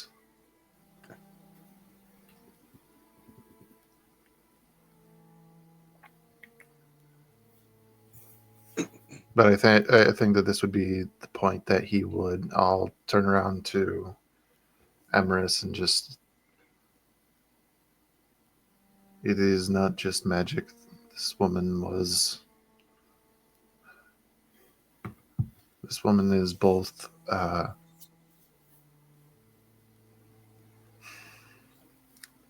don't know if the term is accurate, but both poisoned and cursed. Would this conversation be loud enough for Grendel to hear if you have gone over to? I was actually just gonna say, does it bear any resemblance to this one's curse? To Grendel? No, I hers will. is a potion gone Well, wrong. what I'm wondering is that if Godie is bringing this up and if Grendel can hear it, she is going to think of the kind of antidote that was given in Ember Shard and how it was used to poison the towns. And if her father seeked out any sort of way in order for her mother to try and heal, if she was given anything from the tower that was also experimental or whatever Ember Shard potion that she was given and how it That's affected what her. my thinking was. Krista, And so do her symptoms line up with those who were poisoned by the antidote into being the reason, portals to the abyss? because the reason I do say that is that like if Grendel could hear this, Grendel would be like, well, To did Mama settle take that, did Mama take anything that the Taylor, hold on, because it just to put a pin in that real quick, Godie would not want to alarm Grendel, so he would try not to say this yet. Okay, all right, Anyway, fair enough. whether or not you overhear him, that's another story, but he would try to be quiet about this. She would be more focused on her mother, so you wouldn't need to make a roll on that. So, but above table, I'm freaking the fuck out. That's a good point, though. I'm glad they brought it up above table. What role do you think that connection would need, if any? If there's there's no role, like an intelligence. Because her father he tried to every sort of ailment, like wager. Honestly, That is at true. this point, this is an investigation, taking several clues and putting pieces together. Tinfoil hat. Oh, I missed the tinfoil hat so much. So investigation. We're gonna guidance up. Oh, go ahead, Nelly. I was just going to ask. So Godie is whispering this to Emrys, yes? Yeah. Are you saying this in any other special language? Nope. Cool. Language of the trees. I read your lips. Millie is approaching. You have bardic inspiration. Alrighty. Do I have help from my buddy Emrys as we're going through this? Sure. Yeah. Hell yes. We're working on this investigation together. Absolutely. So rolling with advantage, guidance for an extra D4. Let's go, Godie. Oh, I missed this so much.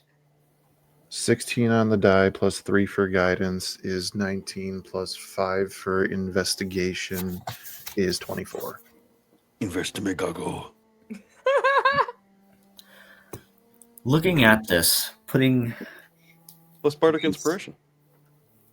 I still feel like I might need it. Yep. If I don't need it now, Chris, do I need it now? You might. Insight check to see if you need the bardic You know inspiration. what? Bardic inspiration can come up again in the future. We're just going to roll it now. It's 5, so 29. 29. 29. And it was 30. No. That's a dick Don't tell move me right there. Don't tell me that. I will cosmic omen again and add another D6. Even I have a thing, I think. putting sort of these things together. This has the same signature, if that makes sense. This combination of something on the biological level enhanced with something magical. This seems like it is maybe the first iteration of this when they first started researching this sort of technology.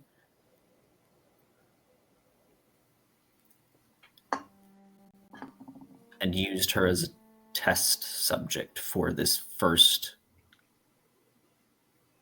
Oh my batch, if you will. Interesting. So So it's I'm not. wondering. She's not. You can infer that she's not going to turn, Right. but she is in this middle stage of like not quite there and not quite present. Here. Yeah, here. Okay. So, thinking What if about this whole it's thing, and honestly, because it was canonically said, and Cody wasn't given specifics, he's going to ask Emerus, "What do you mean? Is it similar to Grendel?" Oh, Grendel took a potion that was altered. Gody was there when Grundle took the potion. Actually, it was There's a potion of fire resistance, as I remember. a potion of the fire giant, Fire giant. and she took it while she was fighting the false Hydra that Gody was there for before he left. And then she just steadily got worse. She steadily got more and more flamio when she raged.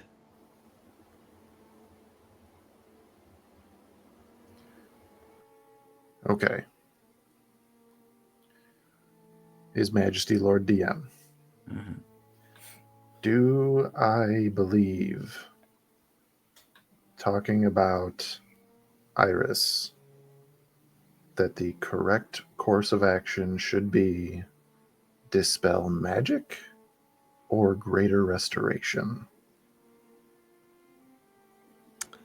I think someone already probably would have tried those two things. But they were not Cody. They've spent a lot of money and time and effort. Well, I don't know how cure her. much.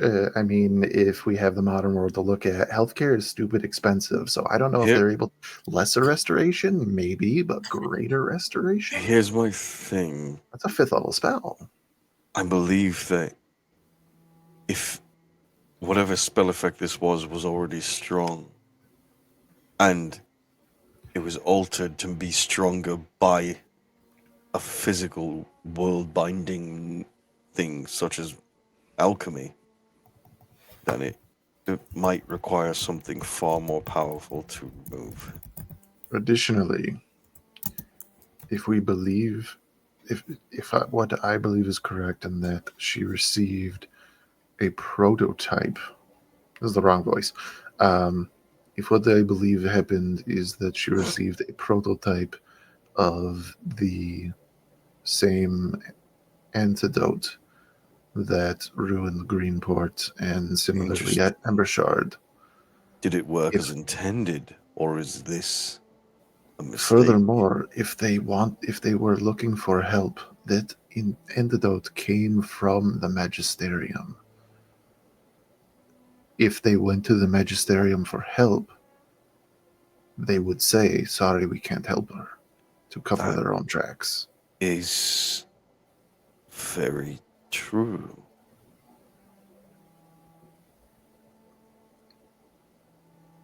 They would Looking do to some Emrys and father's name was Gorband.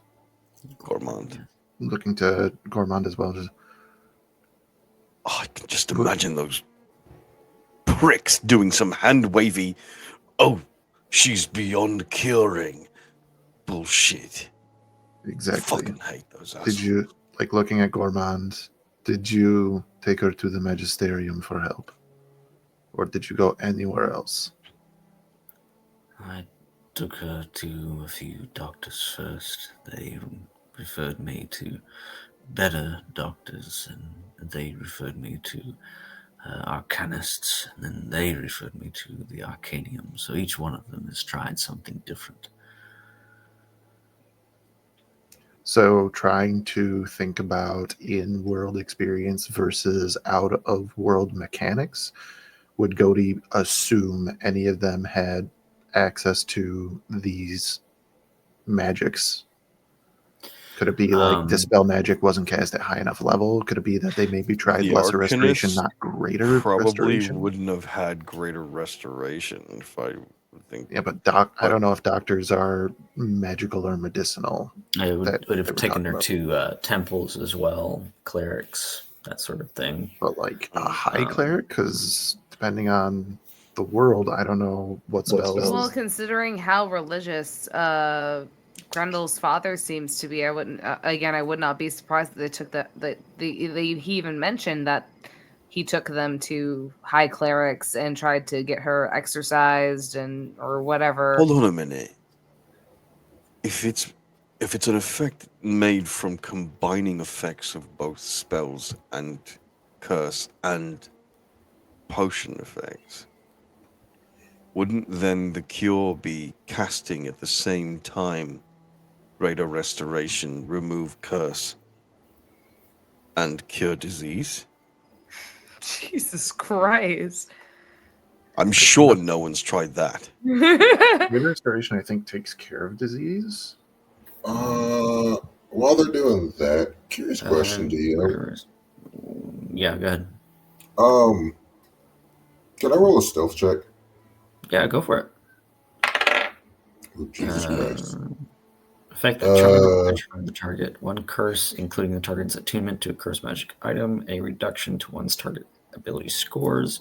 One effect reducing target's hit point maximum. Does it not have a higher level cast? No. That's weird. I mean, it takes care of a lot. So 35? Millie You're a believes fart in the Vardin. wind. So 35, he says. I'm going to change decks. Well, if y'all don't mind me seeing if I can help out. But I'm going to change decks to my deck of oracles. And I'm going to recast, but this time Commune.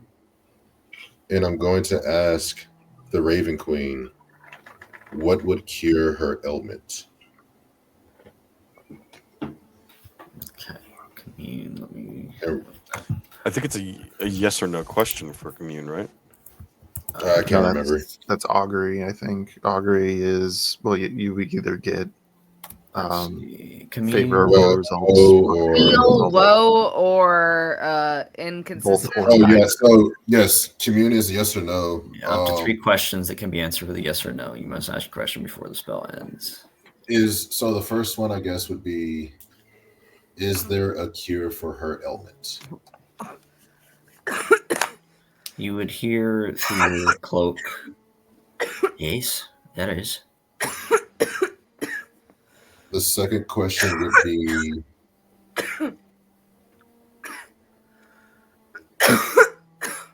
is it, or can a spell short of a wish cure her ailment?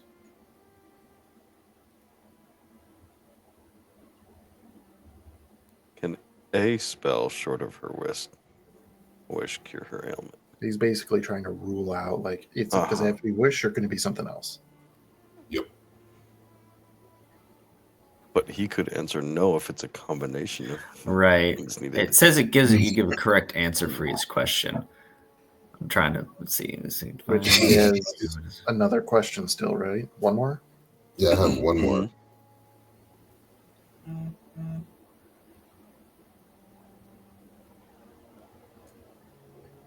We'll go with yes. On that Could a second spell one. short of wish do this? Yes. So a spell short. Are we taking in the verbiage of a spell, or is this going to be like, well, you said correct you said answer A. to his, so he said A. All right. Maybe the magisterium did kind of send her away. The last thing, and this is more so a curiosity for my sanity before I go to the party, would a revival spell remove her affliction after death.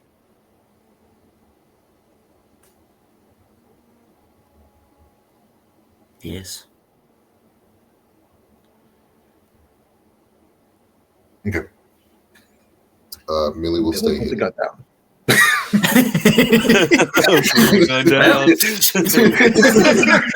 Above table, I am shooketh.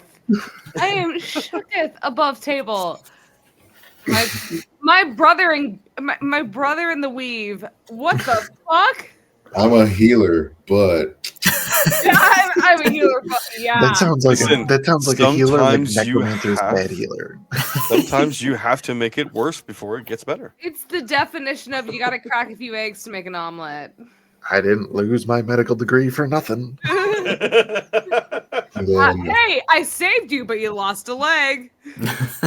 Chris, So- I'm curious. Oh, you go ahead, Imris. Sagodi. Try greater restoration. Grendel is still trying to talk to her mother if Godi is trying to do greater restoration on her. He'll look to Gormand and Grendel. he'll look to Gormand first and and he'll say, I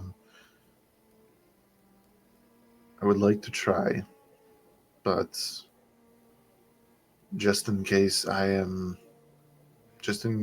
case it is something more involved, I would like to prepare a ritual for this.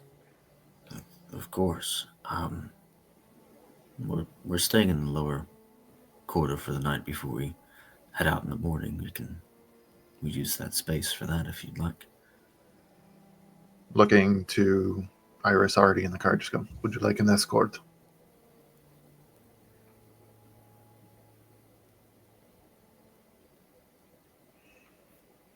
That'll be fine. Cody's gonna kind of give Emrys a nod, give Millie a nod, turn and go over to Grendel and like put a hand on her shoulder and just we're going to escort your parents to where they'll be staying. Oh yeah, Millie's a fart in the way, my bad.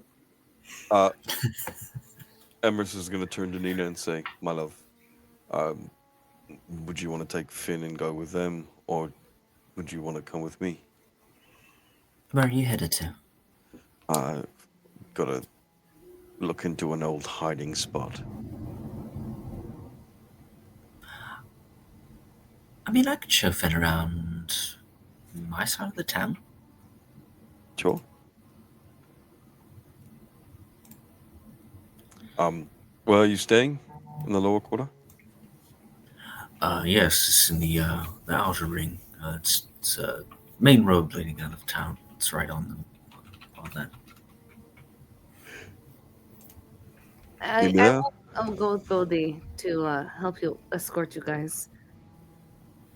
I want to make sure you guys are safe considering what happened last time. Of course. I will bend down to Finn. I say, I kind of tug on his hood. I say, "You keep this up, yeah? And listen to your mother. Stay close." All right. I give him a little kiss on the forehead. Hey, All right. Dad. Yes, son. Mom said she would go and take me to Pissy Woes, and we never went. Pissy Rose. What does it mean? Oh, sorry, it's the candy shop. It was just we got here, and there's just so much going on, and I'll take him. Don't you worry about it. I drop 2 gold in her. Buy him some candy for me. Test, Dad. Tousle his head. Pull his hood tight. And go off my own way. You want something? Yes, please. Hey.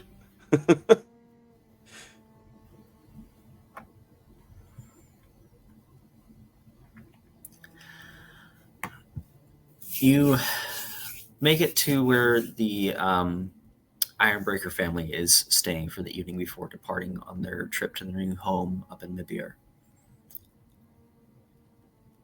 to prepare a ritual for Grendel's mother. Is there anything that I can do to help? I know I'm not very good at the whoosh magic sort of thing, but I can make flowers. That's all I can really do. I think your mother would like that. Just keep her comfortable. I'll be honest, I really don't know what makes my mother comfortable, but I'll make her flowers and I'll make her her favorites. So I don't know if I told you this, Mr. Goldie, but so I go by Grandel, but my adopted parents call me Dahlia. And I she'll do a don't little think that I have heard that. I am Grendel Dahlia Fialova. It is a pleasure. Iron Breaker, and she's gonna try and like kind of do like a buff, little stance with a tiny little eye twitch.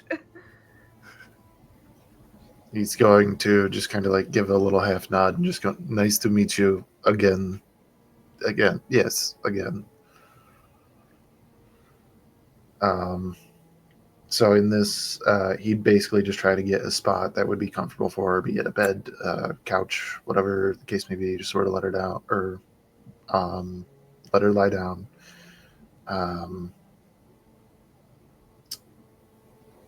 Grendel Is strands of dahlias, and she's hanging them up as Godie is getting her comfortable.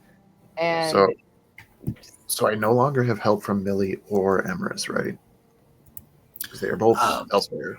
They're As both far as you're elsewhere. tracking in, If you're setting it up, this is only going to take Emrys like 15, 20 minutes. There's no like mechanical for how long it'll take up, but he would get her comfortable, like make sure the space is clear so that he can do what he needs to do.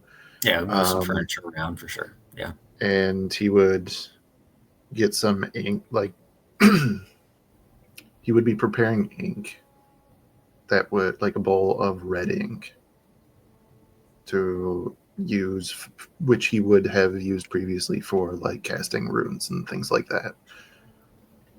has Grendel seen this before? Probably when he like does rituals, he'd also probably set up the he would have the runes that he usually normally casts for augury and things like that, and kind of try to get out certain ones that he would like to be using during this ritual that he's preparing. I was more just wondering if there was any trigger, like particular memories that would trigger with the red paint in particular. Not in particular, but Yeah. during the morning, at least, every day, Godie casts augury as a ritual using these runes. Just a bit of familiarity, and that's all that Grendel has. So let's handle Amorous and Millie so that I can get some help if I need to make rolls, because Bardic Inspiration is nice, and so is the help action, and whatever else Amorous is capable of. Millie will wait.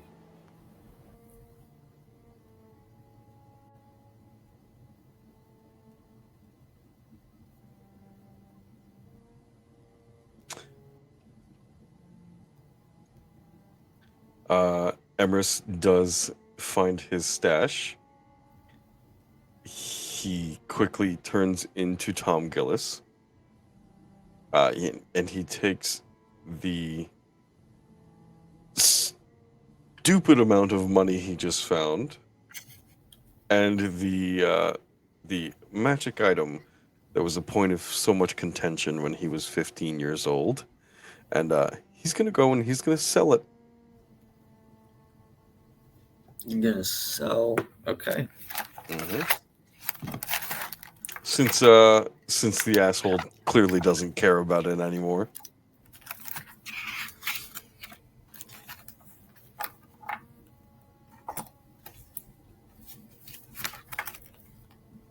Perfect. I think it's somewhere in the range of like 20 to 50,000 gold. Look at this. I'll pull up my magic items. You guys continue with your ritual setup. So you are able to pawn it off and meet back up with Nina and Finn, as Nina has gone to the Undercity to show Finn around some of her old haunts, see a few old friends. How much do I make for it? Because this is like the bulk of the ship repair fund. Yeah, I am looking that up now. I just didn't want to hold everybody up because we're running at 3.5.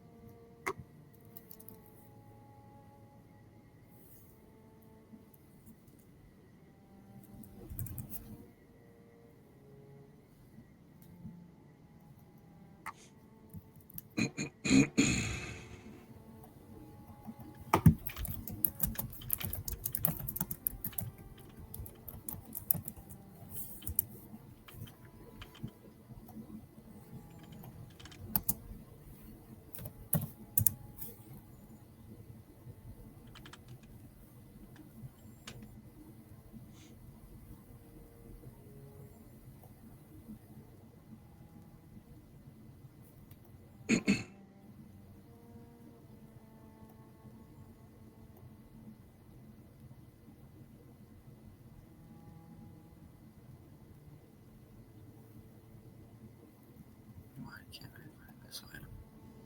My stuff.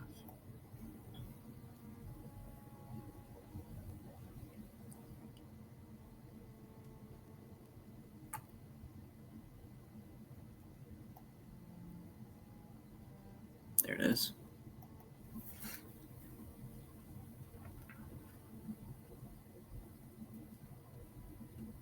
$6,000 gold pieces.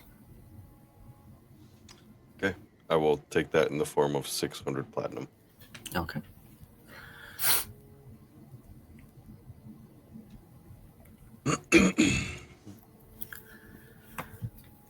So, you recover your cash. You pawn the magical item and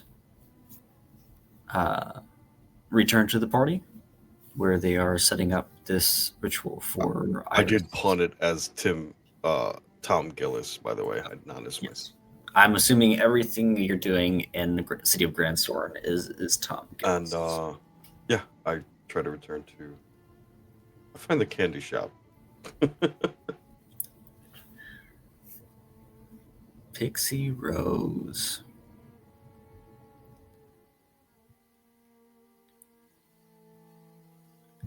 As you enter in, the air is sickly sweet and faintly magical, as there is a faint pink smoke rising from all of the candy bins that just has that smell of cotton candy about it. Just a kid's dream. Cavity nightmare. Just waiting to happen. There is a section of candies that are more like prank based, where like they make your skin turn blue, or they make smoke come out of your ears, or they make you sneeze jelly beans and then you get to eat the jelly beans, that sort of thing. And then there's your typical fudge and chocolates and suckers. There are some beneficial ones that, if consumed within an hour, give you a temporary boost to your immune system, so you gain 10 additional temporary hit points for your lollipop. There's a few different things like that throughout the shop as well. Anyway, ritual.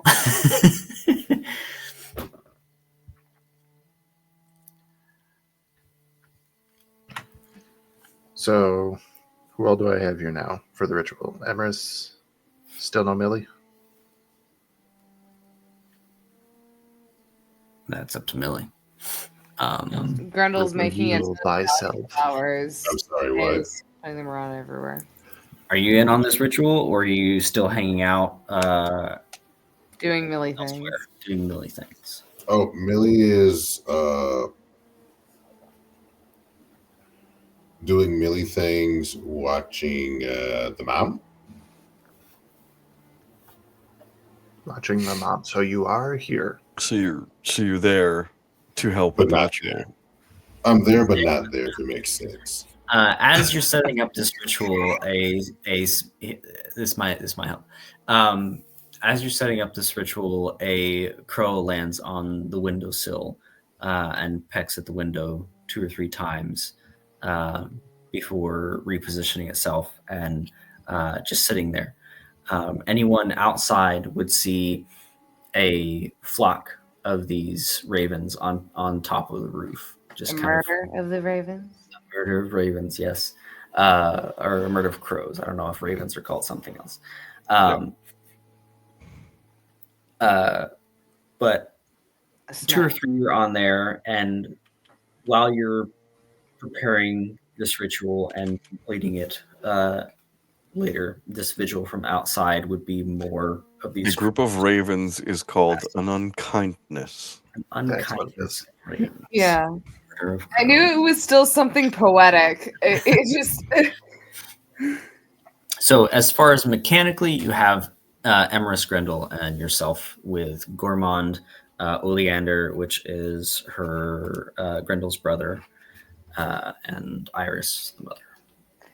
and Grundle would have taken the time to introduce Oleander to Godi, and Emrys has already met Oleander, considering that he kind of yeeted like the whole entire room out of existence with his whatever thunder lightning power that he did. He told us not to tell anybody, and Grundle didn't know Emrys was there, but Grundle will take the time to introduce Oleander to Godi. Okay.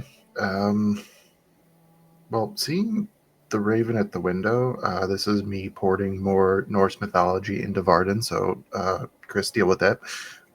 Seeing the raven, he would take that as a good sign and would actually just like, as she's setting up, gesture to Grendel, just open the window, like gesturing to the one that has the raven in it. She will open it with dahlia petals just like bursting out as because she's still constantly Very Disney making princess. flowers. And like, yeah, no, it is Disney princess. She opens the window and like dahlia petals floral out from like her wrists almost as she is still continuously making dahlia flowers. The power in the verse can room. stop Grendel from being cheerful. She's not exactly being cheerful. It's just she was told that dahlia flowers will help her mother, and that is what she is doing. She has no idea about whoosh magic. She really doesn't believe in most gods. She only wants to beat the shit out of some demons, and she is currently just shitting rainbows and dahlia flowers at this point. This is the only thing that was told to help her mother, so that's what she's doing. Alrighty. So, with the space prepared, unsure if she can respond because he watched a whole one-sided conversation between Iris and Grendel. He just says, She Iris, doesn't talk much. well, if she can hear it all. Iris, my name is Godi. I am a friend of your daughter's. and I'm going to see if I can do something to make you feel better. And with that, he would, he'd probably have one, honestly, just because of what the imagery that I've had for Goaty. He would probably take a raven feather of his own and dip that into the ink and draw some runes, runes of protection, healing, reinforcement, guidance, anything of that nature, on her forehead, on like the insides of her elbows, on her knees.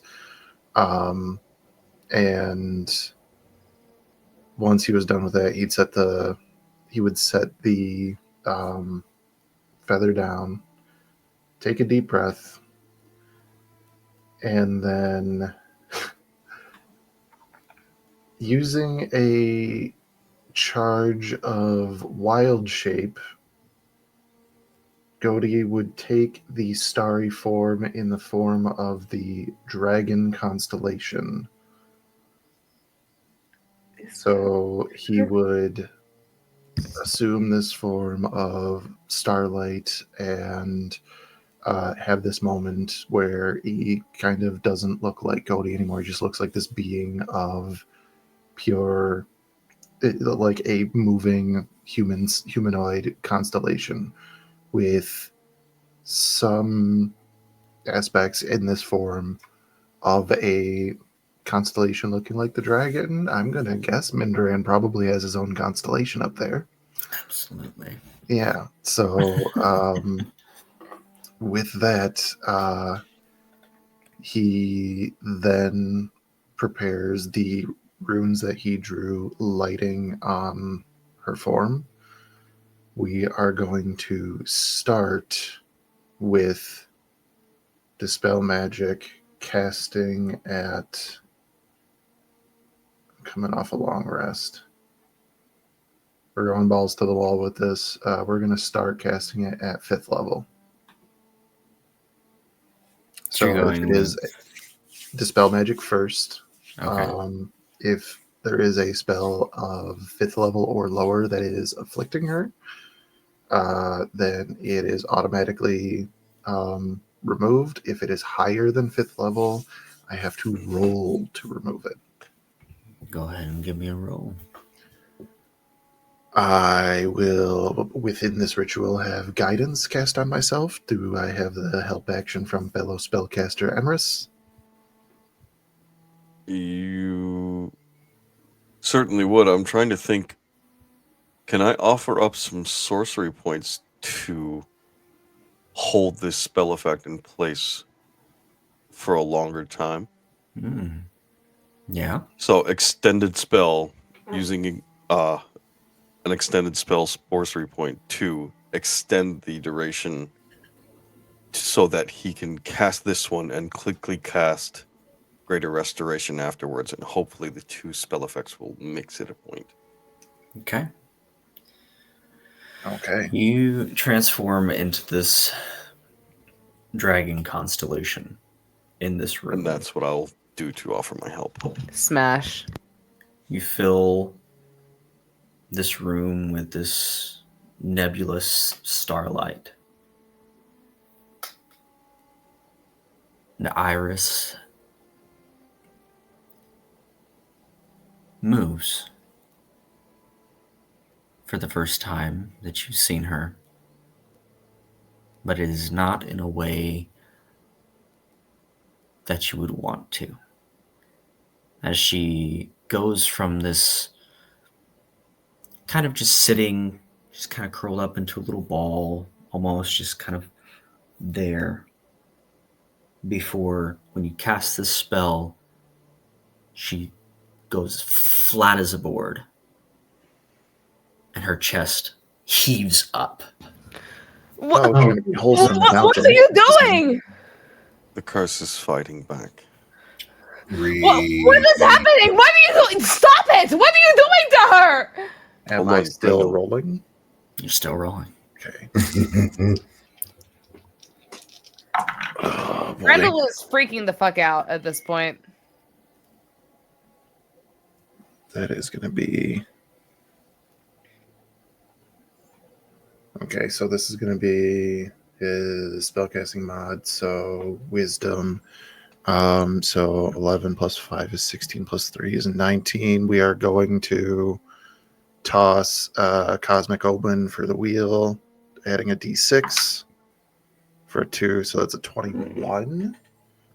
I don't have Bardic Inspiration anymore, right? Because a crow cannot give me Bardic Inspiration. I mean,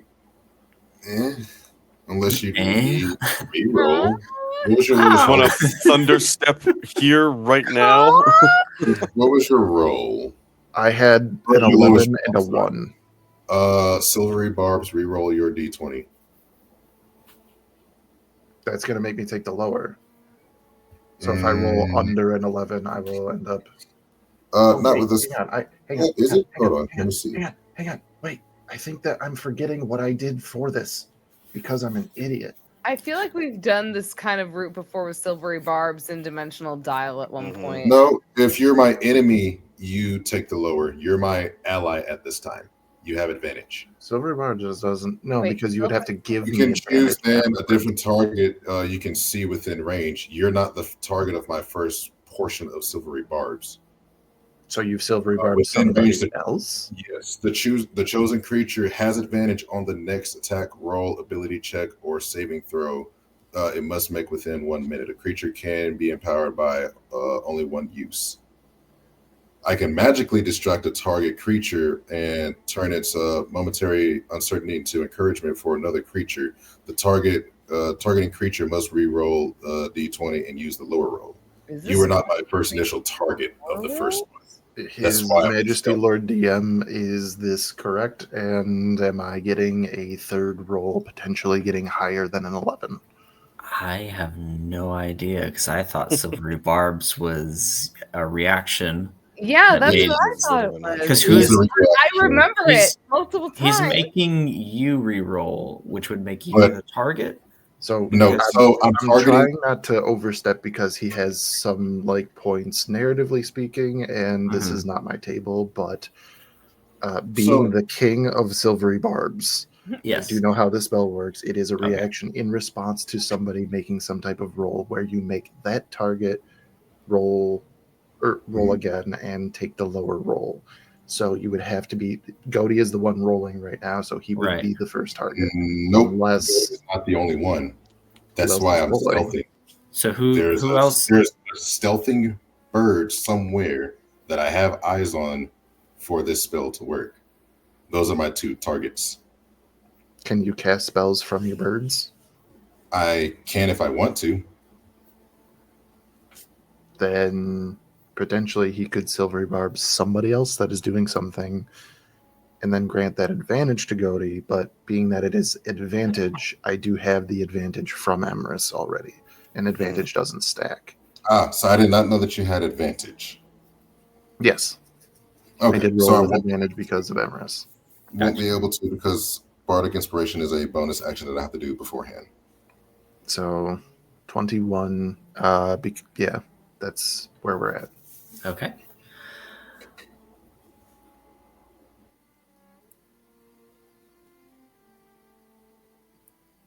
Iris has not spoken either. But you begin to hear pained moans as she continues to writhe and her body begins to lift.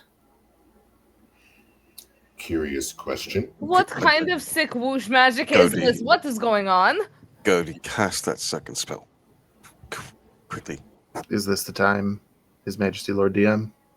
If you are going to do something else, now is the time to do it. We're all in this, balls to the wall. Brendel is already freaking out at this point. Watching her Emrys mother- is just going to go over and put hands on Grendel's shoulder. Please. You're gonna have Trust the process. We can do this. What kind of process is this? She look at her. She's seizing. What am I supposed to do? This is not whoosh magic. This is torture. with this moment, then second, 5th level spell, Greater Restoration, as he just kind of tries to bring all of that energy back together to. He's tried to eliminate the magical effect first, and now he is trying to purge the biological effects. This force inside of her writhes and fights more.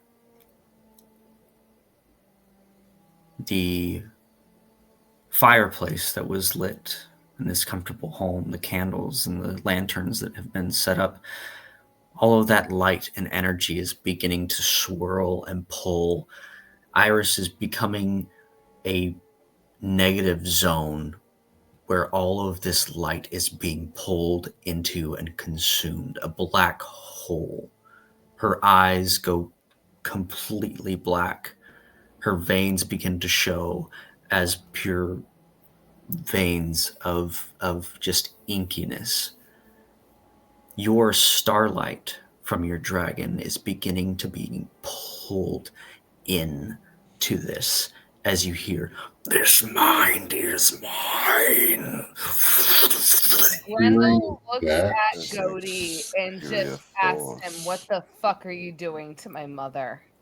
Hearing that, Chris, I'm Mhm. going to cast Remove Curse on her. Another. Okay.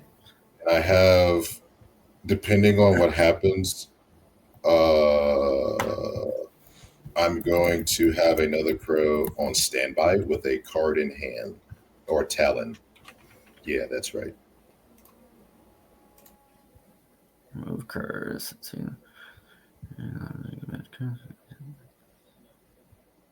How do you cast this spell? What does that look like? So, Give me a picture. so the first one is done by me coming out of my raven form now, dropping my transmutation and casting, like touching her physically to cast Remove Curse. Okay. Make a wisdom saving throw. I shall do so. But might I say, those are some lovely glasses, by the way, and a luscious beard. Do I get advantage for this, sir? For being so. You lose your hand as it's sucked into the void. I'm using a point of luck. That is far much better. You said wisdom or. Wisdom saving throw. Where's my wisdom? Ooh. That is going to be a 17 for me, sir. Okay. I'm not standing for that Cosmic Omen wheel. Roll a d6 and add it to it. Very well. Could you do that for me, sir? Because I. Cosmic inspiration. 4, so that's a 21. Thank you. Beautiful. You said that you play cards. 21. I just gave you blackjack, buddy. Oh, God, that hurts. As you feel yourself being pulled in, you allow it, and you reach out and finally touch the ankle of Iris as the entire room just explodes from the epicenter of Iris, pushing all of you against walls, against chairs. The light returns to normal.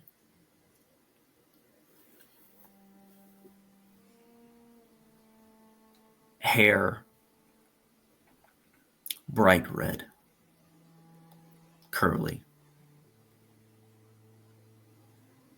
and just all over her face.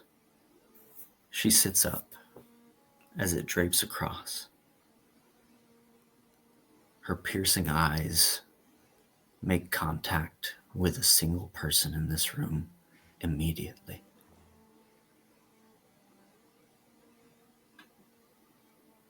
Talia. And that's where we're going to end our session tonight.